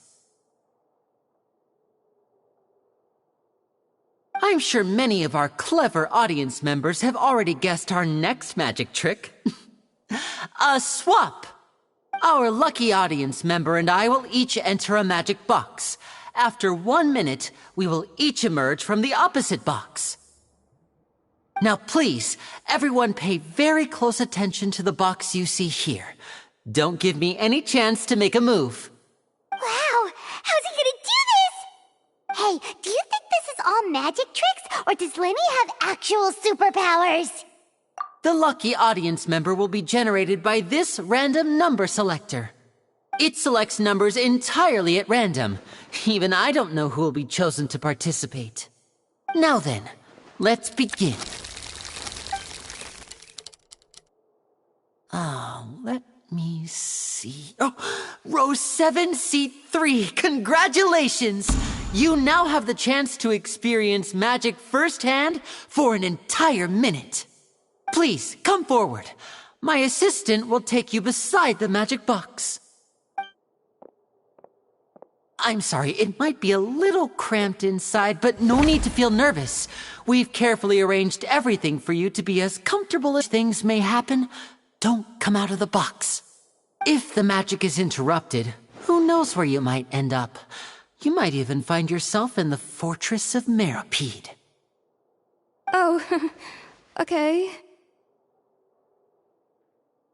All right. Before I enter the magic box, there is one more thing I need to ask the audience to do. Could you all give me a countdown? Like this.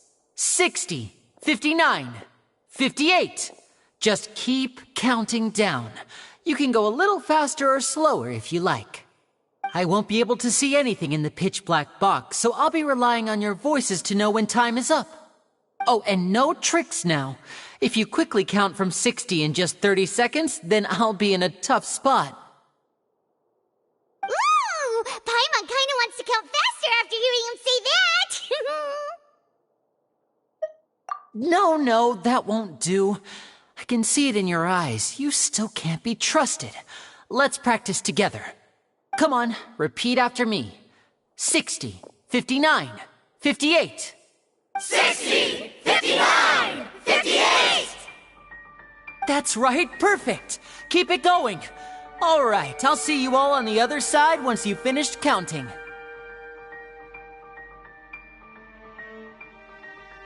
"54, 53, 52?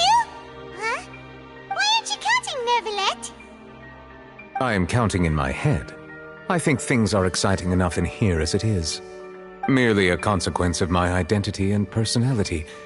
Do not worry about me. Just enjoy the show. Oh, all right. You look so serious that Paimon thought you might be feeling uncomfortable or something. 40, 39, 38! Mr. Linney, are you all right in there? Is everything ready? Yes, I'm fine. I'm just double-checking the direction of the magic. It would be a disaster if we get sent to the wrong places. For example, mid-air right above the audience.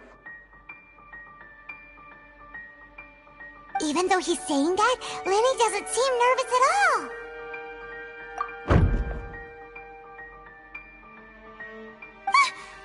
that noise?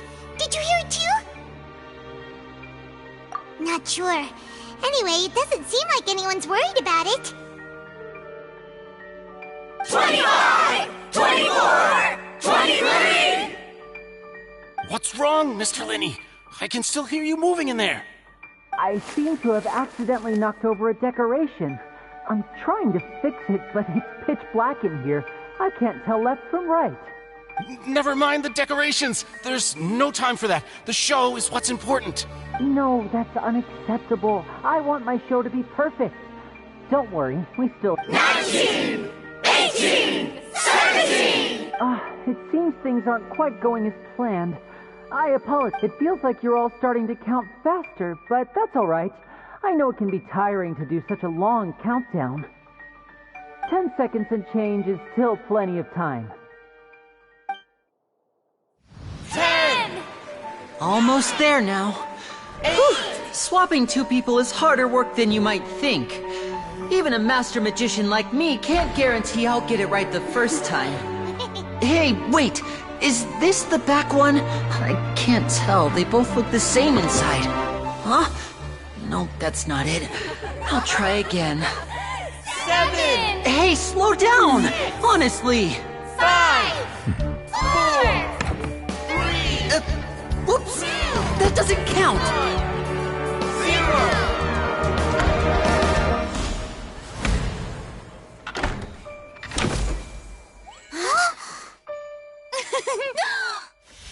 Ta-da!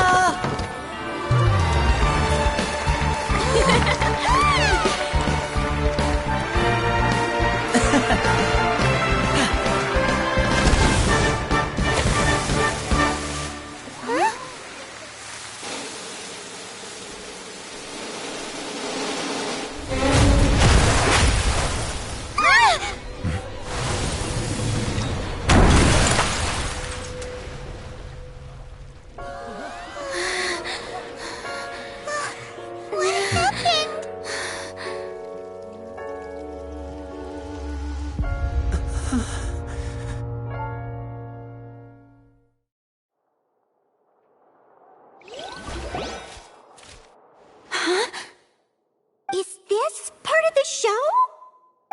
Mr. Linney, you're going to use magic to fix the stage now, right? What happened? Oh no. Maybe this isn't part of the show. The girl was still in that box, right? This performance is over. Medical staff with me. Guards, secure the scene and detain all the performers. Seal the exits. No one is allowed in or out at this time. Yes, that's right. If this was just an accident, then we must investigate the cause. But if this was all part of some scheme, then those accountable will not escape the judgment of the God of Justice. No need to be alarmed, you two. We'll get to the bottom of this soon enough.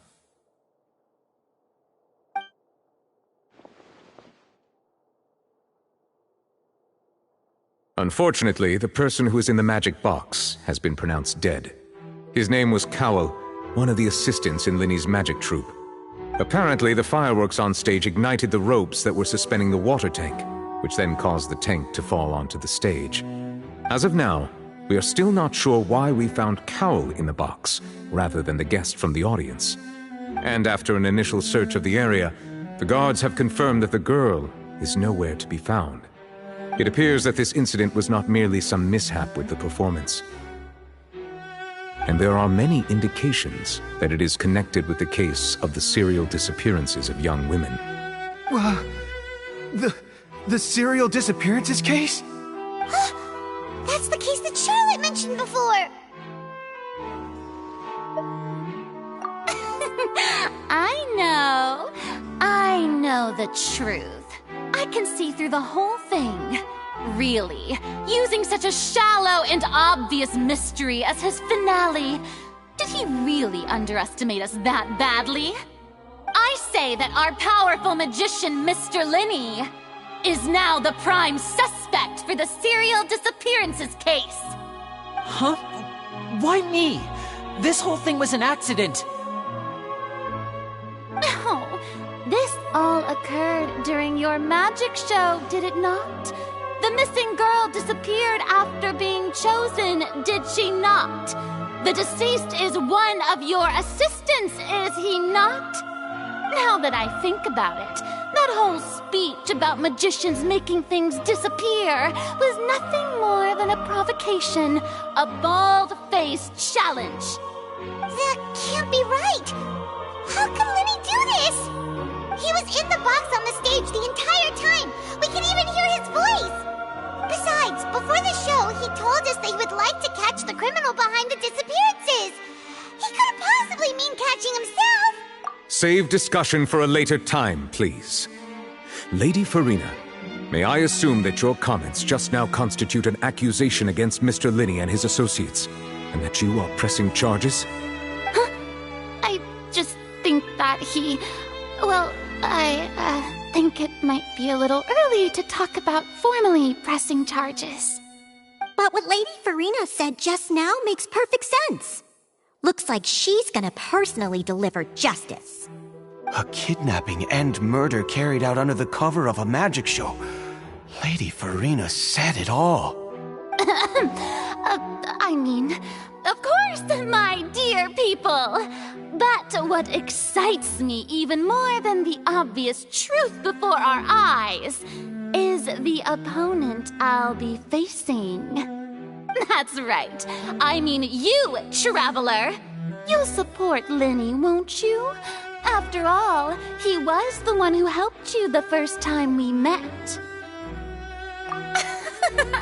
Then there's no problem at all. You know, the Traveler and I already had a duel the first time we met. But with Lenny's help, our little duel ended in a draw. But draws really are the most boring possible outcome. So, no more draws. Between the two of us, there must be a clear winner and loser. And what better place to hold such a riveting showdown and decide the true victor than here, on the grandest of stages, the Opera Epiclese. It wasn't a draw. She obviously lost last time. I understand. Charges have now been pressed, and as such, a trial is in order. Well, Traveler, seems Lady Farina has set you in her sights. But putting her dramatic rhetoric aside for a moment, I would like to ask you, are you willing to act as Mr. Linney's attorney and defend him in this case? Very well. The trial will be held a day from now in the Opera House. Both sides may investigate the scene to build their cases and search for the truth.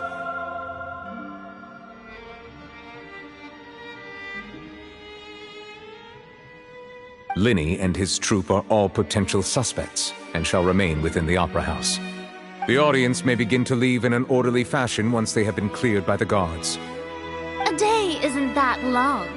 Let's see what kind of case this big-shot outlander can build in such a short amount of time. I'm really quite looking forward to hearing it.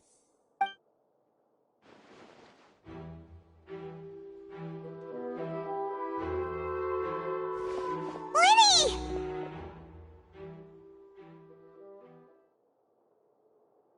Sorry about everything that happened just now. Were you frightened? Of course! Who wouldn't be scared after witnessing an accident like that? Yeah, I'm a little shaken up myself. How could this happen? And poor Cal. I know you already claimed that you would defend me, but now it's just us talking. Tell me, do you think I could possibly be the murderer? Good to hear. Thank you so much for trusting me. I'm sure everyone sees me as the biggest suspect at this point.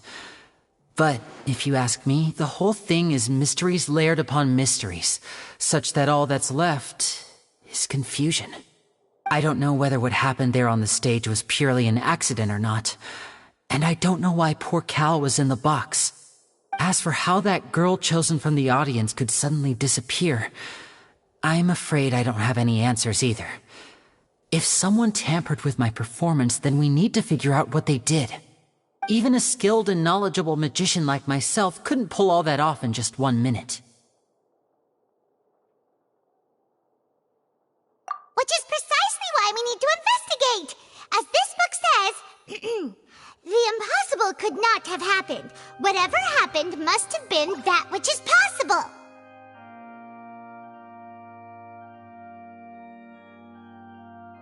Paimon bought them when we were reading at the bookshop in the city earlier. Pretty cool, huh? Don't worry, Paimon used her own savings to buy them. It wasn't from our travel funds. I think they look cute on you, Paimon. You have good taste, Lynette! That's the right attitude. Feeling depressed isn't going to help me now. I need to get back to my normal self. But with the guards watching our every move, it's going to be especially difficult. Good thing you agreed to be our attorneys. Thanks for that. We'll be counting on you. Yes, thank you so much. Yeah, just leave it to us. Oh, since we're going to start investigating, Paimon has a question first. Where did Lynette go during the performance? Ah, well, I'm afraid that would involve some of our essential trade secrets as magicians.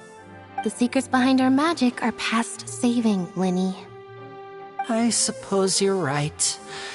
The truth behind our tricks is going to be important evidence that will be weighted during the trial. 'Tis truly a pity. As a magician, our magic show is a work of art. We've poured countless hours and spared no effort in perfecting it. But if revealing our secrets will help you uncover the truth behind what happened, then it will be well worth it. We should go somewhere else if we're going to discuss our magic tricks. We'll go speak with the guards, and in the meantime, you can go investigate the stage and the seating areas. Alright, let's go have a look while the investigation teams are still here. Detective Paimon is on the case!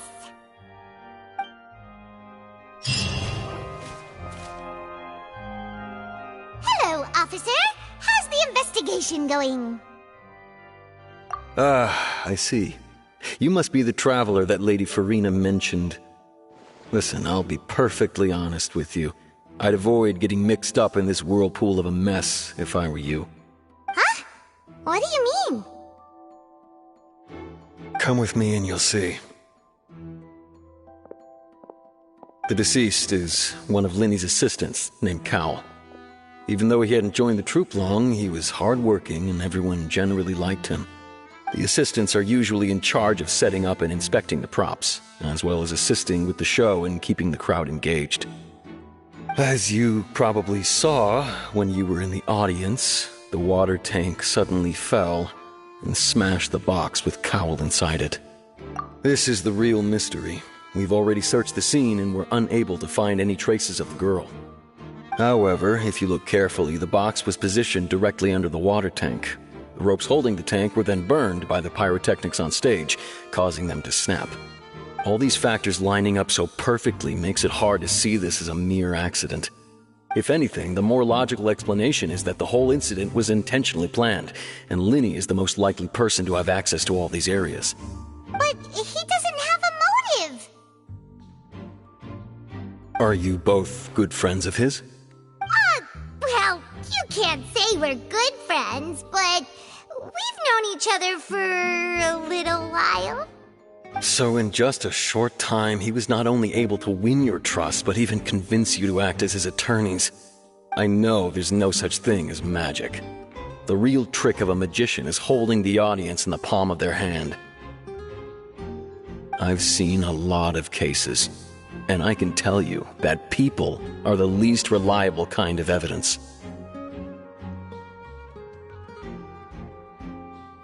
Sorry, I tend to be pretty straightforward. Just know that I'm warning you for your own good. Anyway, you may investigate the scene of the crime yourselves if you're curious. Who knows, maybe you'll be able to come up with some new evidence.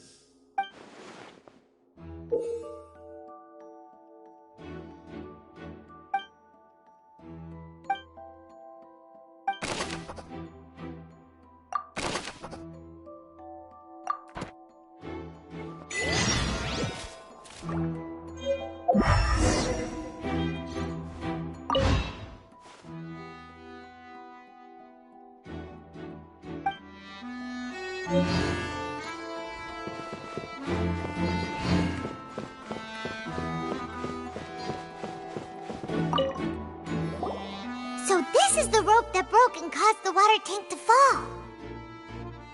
The rope looks pretty durable. How can it be burned through so quickly by fireworks?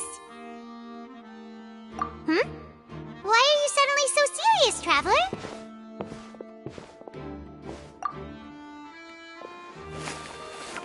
Whoa.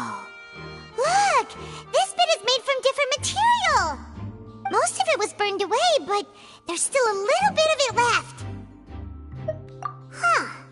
So if a rope meant to hold something was made with that kind of material in it, then that means... Wait! Why don't you write all this down? Let's take notes!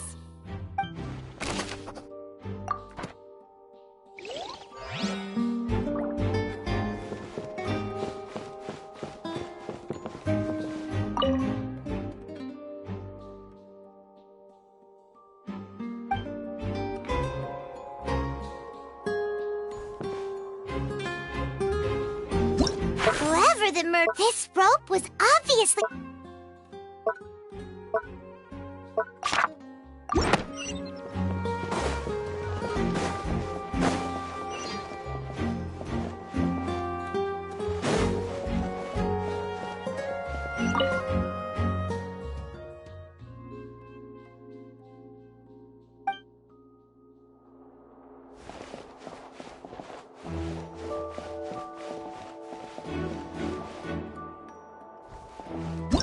Whoever the murderer, why would it be him? How strange.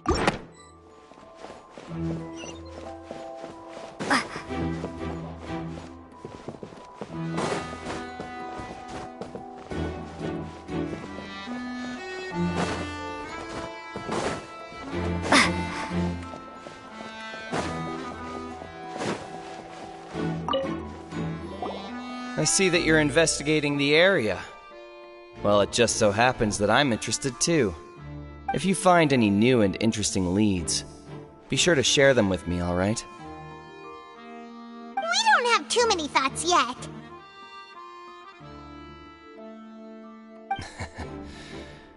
Then why don't I tell you my hypothesis first? The way I see it. And I'll start it with that loud thud. The thud? Oh, you mean the sound that happened during the countdown? Yes, exactly. It wasn't terribly loud, but I suspect that most people heard it. It's just that everyone was awaiting the results of Linny's trick with bated breath, so no one paid it much mind. But now that the incident has happened, the thud has become an important clue. That makes sense. So, what do you make of it? I'm of the opinion that it may have been the sound of Linny's accomplice. Lynette, perhaps. Jumping atop the water tank, or something like that. And when the pyrotechnics went off, she cut the rope, sending the water tank crashing down. But wasn't the noise we heard too loud for that? Perhaps the balance wasn't right, leading to a particularly rough landing. Well, that's true. I suppose I must reconsider. That does remind Paimon, though. What was with that sound?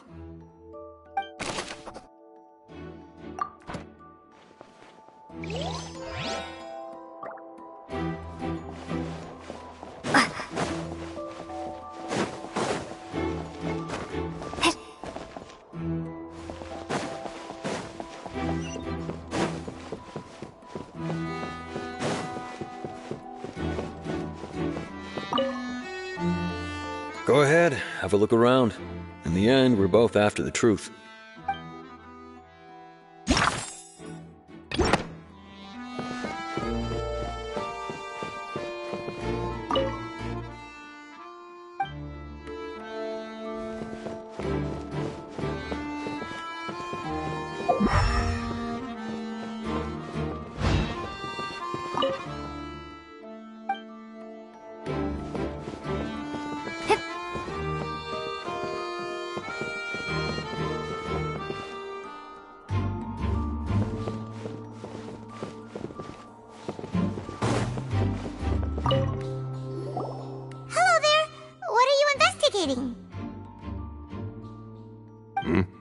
Oh, this location has also been cordoned off because the Magic Troop members are currently considered prime suspects.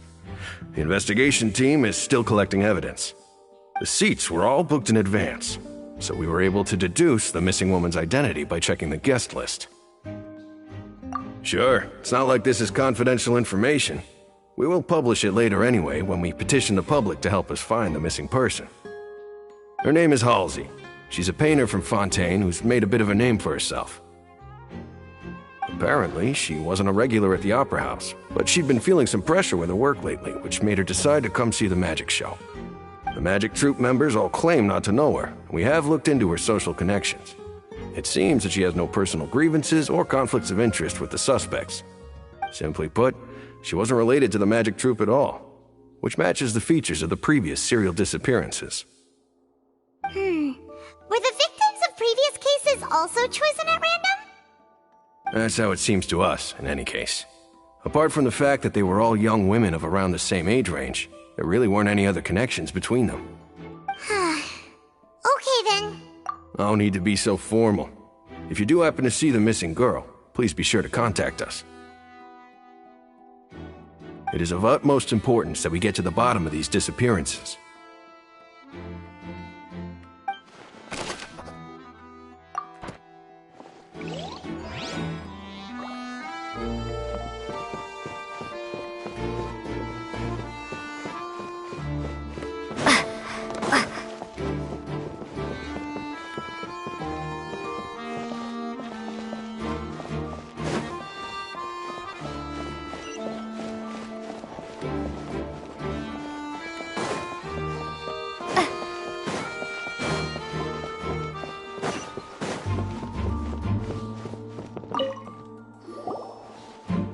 The investigation team has some new findings. Turns out there's an issue with the random number selector after all. See, I told you. What if the machine picked some big guy's seat? You think the murderer would have still made his move then? Sorry to interrupt, but we're helping Linny and Lynette with their side of the investigation. What were you saying about the number selector? There's something wrong with it? You're trying to help them? That'll be a tall order. Linny used the machine to pick a random member of the audience during his performance, right? The lucky girl that later disappeared. Well, we thought there might be a serious problem with the machine, so we had it taken away for further inspection. It turns out that the seat number it picked wasn't random at all. The machine picks that same number every time. I'm sure you already know that you have to make a reservation in advance to get a seat, regardless of whether it's a trial or some performance. In other words, Linny knew who would be sitting where from the very beginning. That much checks out. Linny reserved our seats for us too. Bet you see why I was saying it'd be tough to make a case for Linny. Even though it's bad for Linny's case, Paimon had better write it down.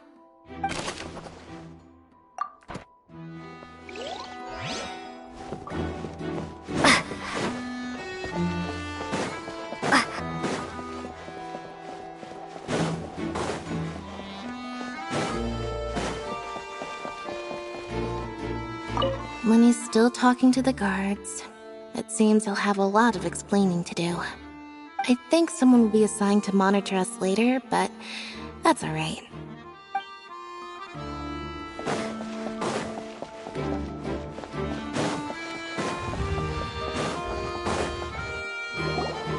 Hey, you! Yes, both of you! Over here! I've been keeping an eye on you for a while now. Huh? You mean us? That's right. If I'm not mistaken, you're also among those who wish to cut down the thorns and pursue the truth. No? And by the looks of it, you're not from Fontaine. Well, you're right on the moor about that one, but who are you? Have you never heard of the Spina di Rosula? From mediating disputes and providing protection to solving conundrums, you name it, Spina di Rosula does it. And I, Navia, have the honor of being its renowned president. though those who play by our rules call me boss. I'm Silver, her attendant. Pleased to meet you. And I'm Melus.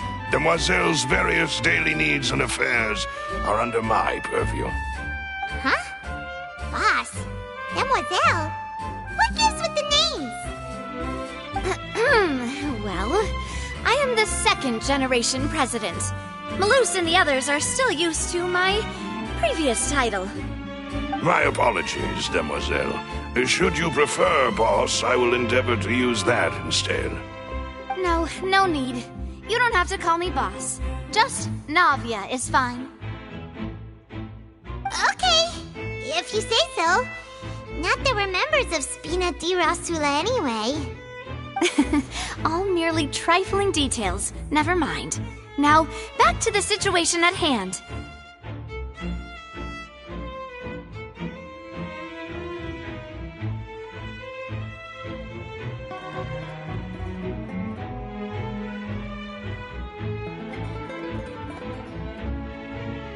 That's right.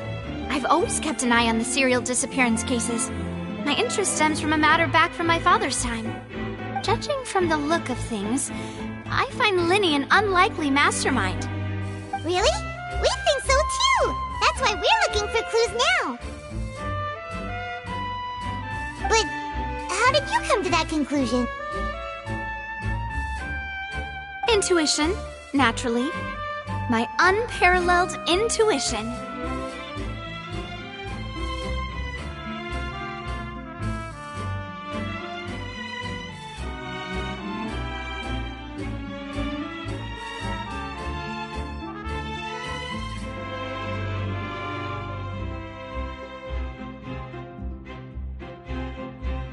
Farina sure was quick to point the finger at Linny without any decisive evidence whatsoever, wasn't she?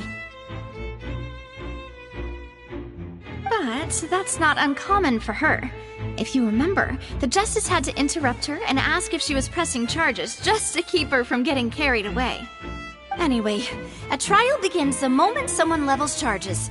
And, of course, there was no way Farina was going to back down in that situation. Sounds more like you just don't trust the Hydro Archon. Well, what's your opinion? I must admit that she can be interesting at times, but liking her doesn't mean that I'll blindly agree with her.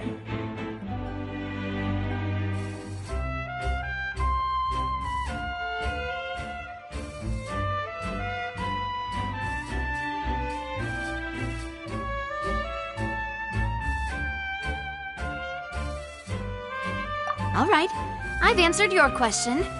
Now, it's time you answer mine. Wait a minute, did that answer count? Well, I say it does.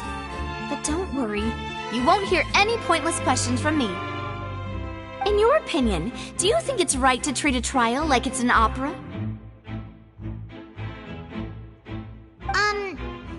Well? And why would that be?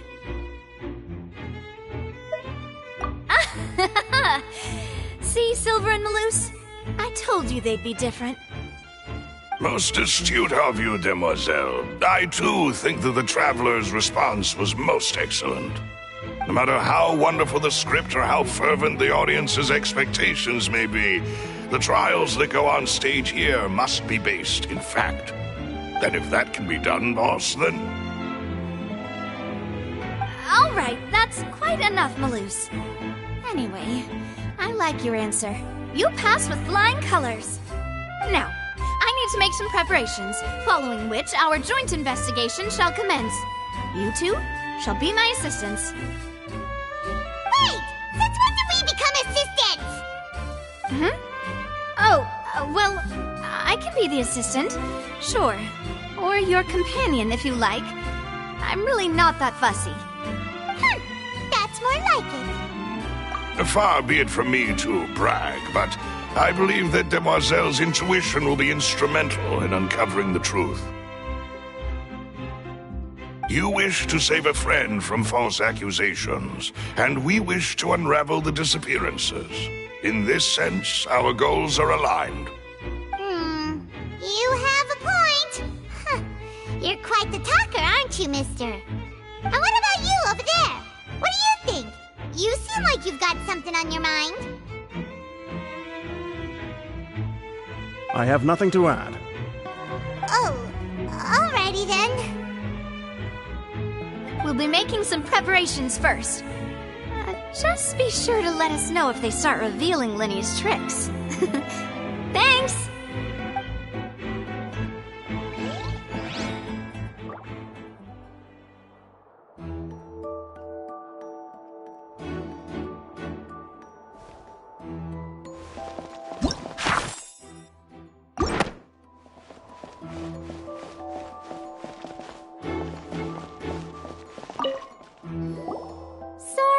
But no one can freely enter or exit the Opera House at the moment. If you wish to leave, you must register your identity with us first.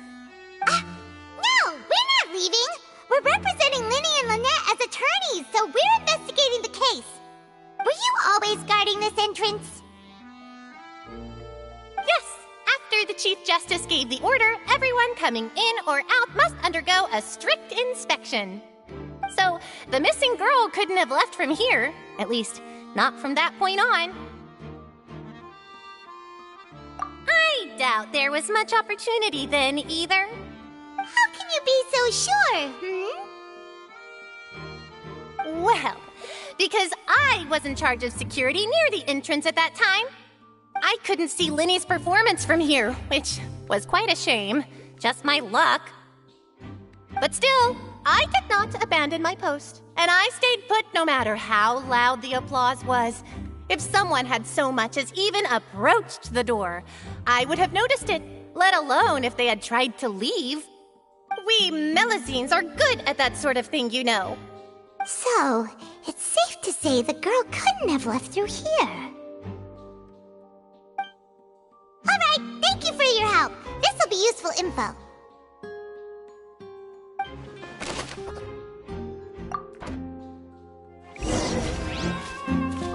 Everything of note here at the performance venue.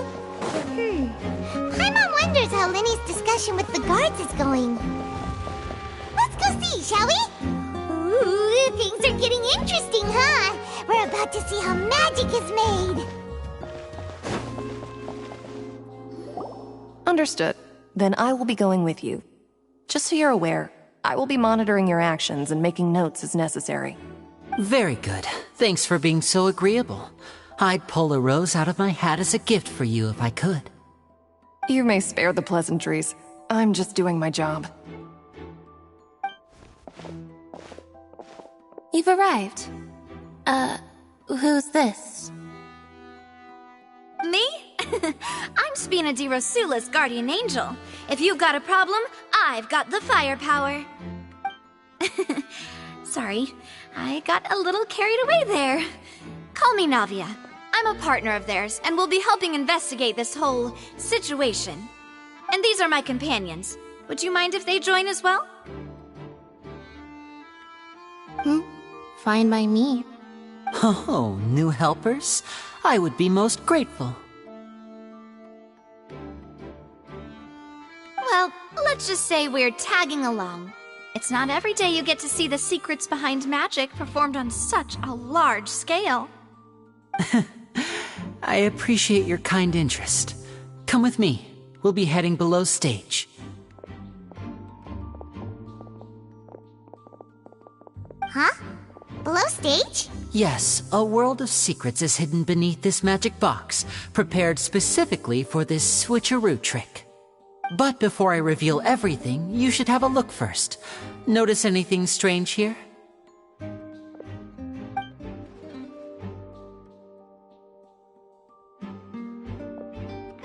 I'm not trying to be dramatic. Remembering the details of a trick will help you understand the methods used to perform it more easily.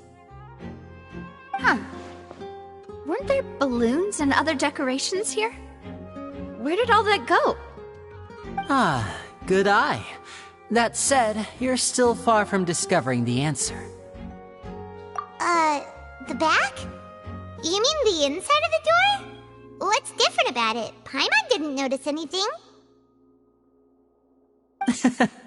Very good indeed.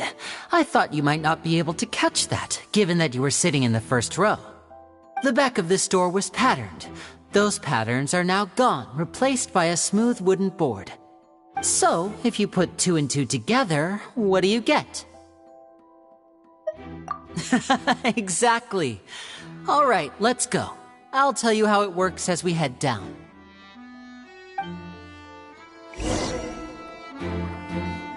Oh, so there was a passageway under the magic box! I knew you'd figure out most of it as soon as you saw this place. The 2 magic boxes are positioned right above the 2 entrances of the tunnel. See this flatbed trolley? The box with the lucky audience member in it would be shuttled over to the other side using the trolley.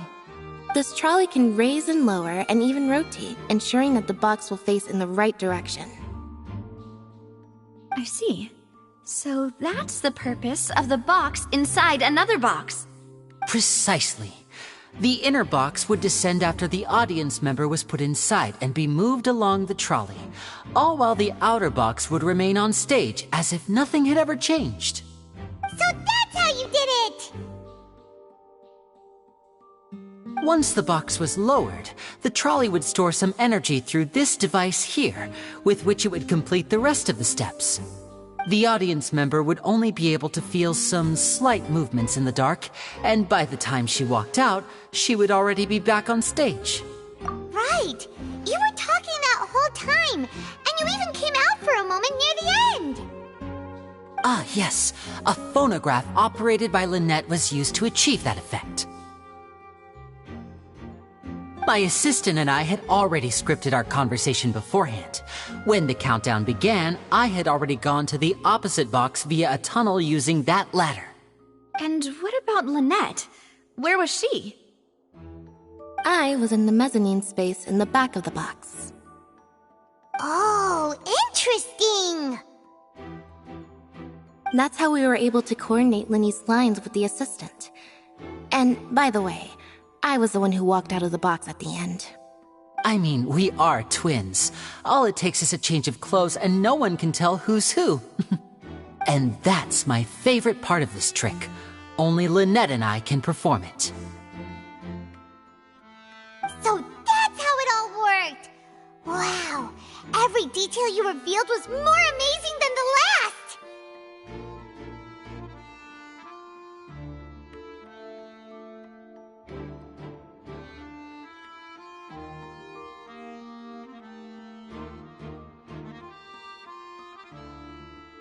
Lynette would briefly walk out of the box and then go back in, jumping into the tunnel and escaping before the box on the trolley could finish ascending. And then I walk out of the other box in the audience area, and the trick would be complete. The operative word here being would.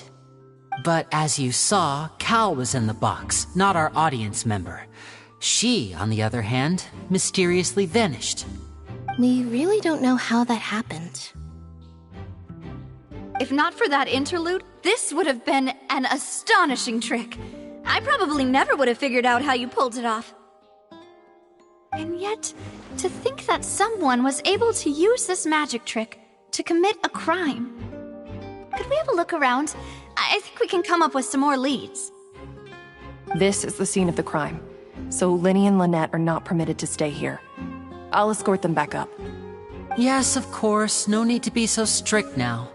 I won't disappear into thin air, you know. Thanks, everyone. We're counting on you.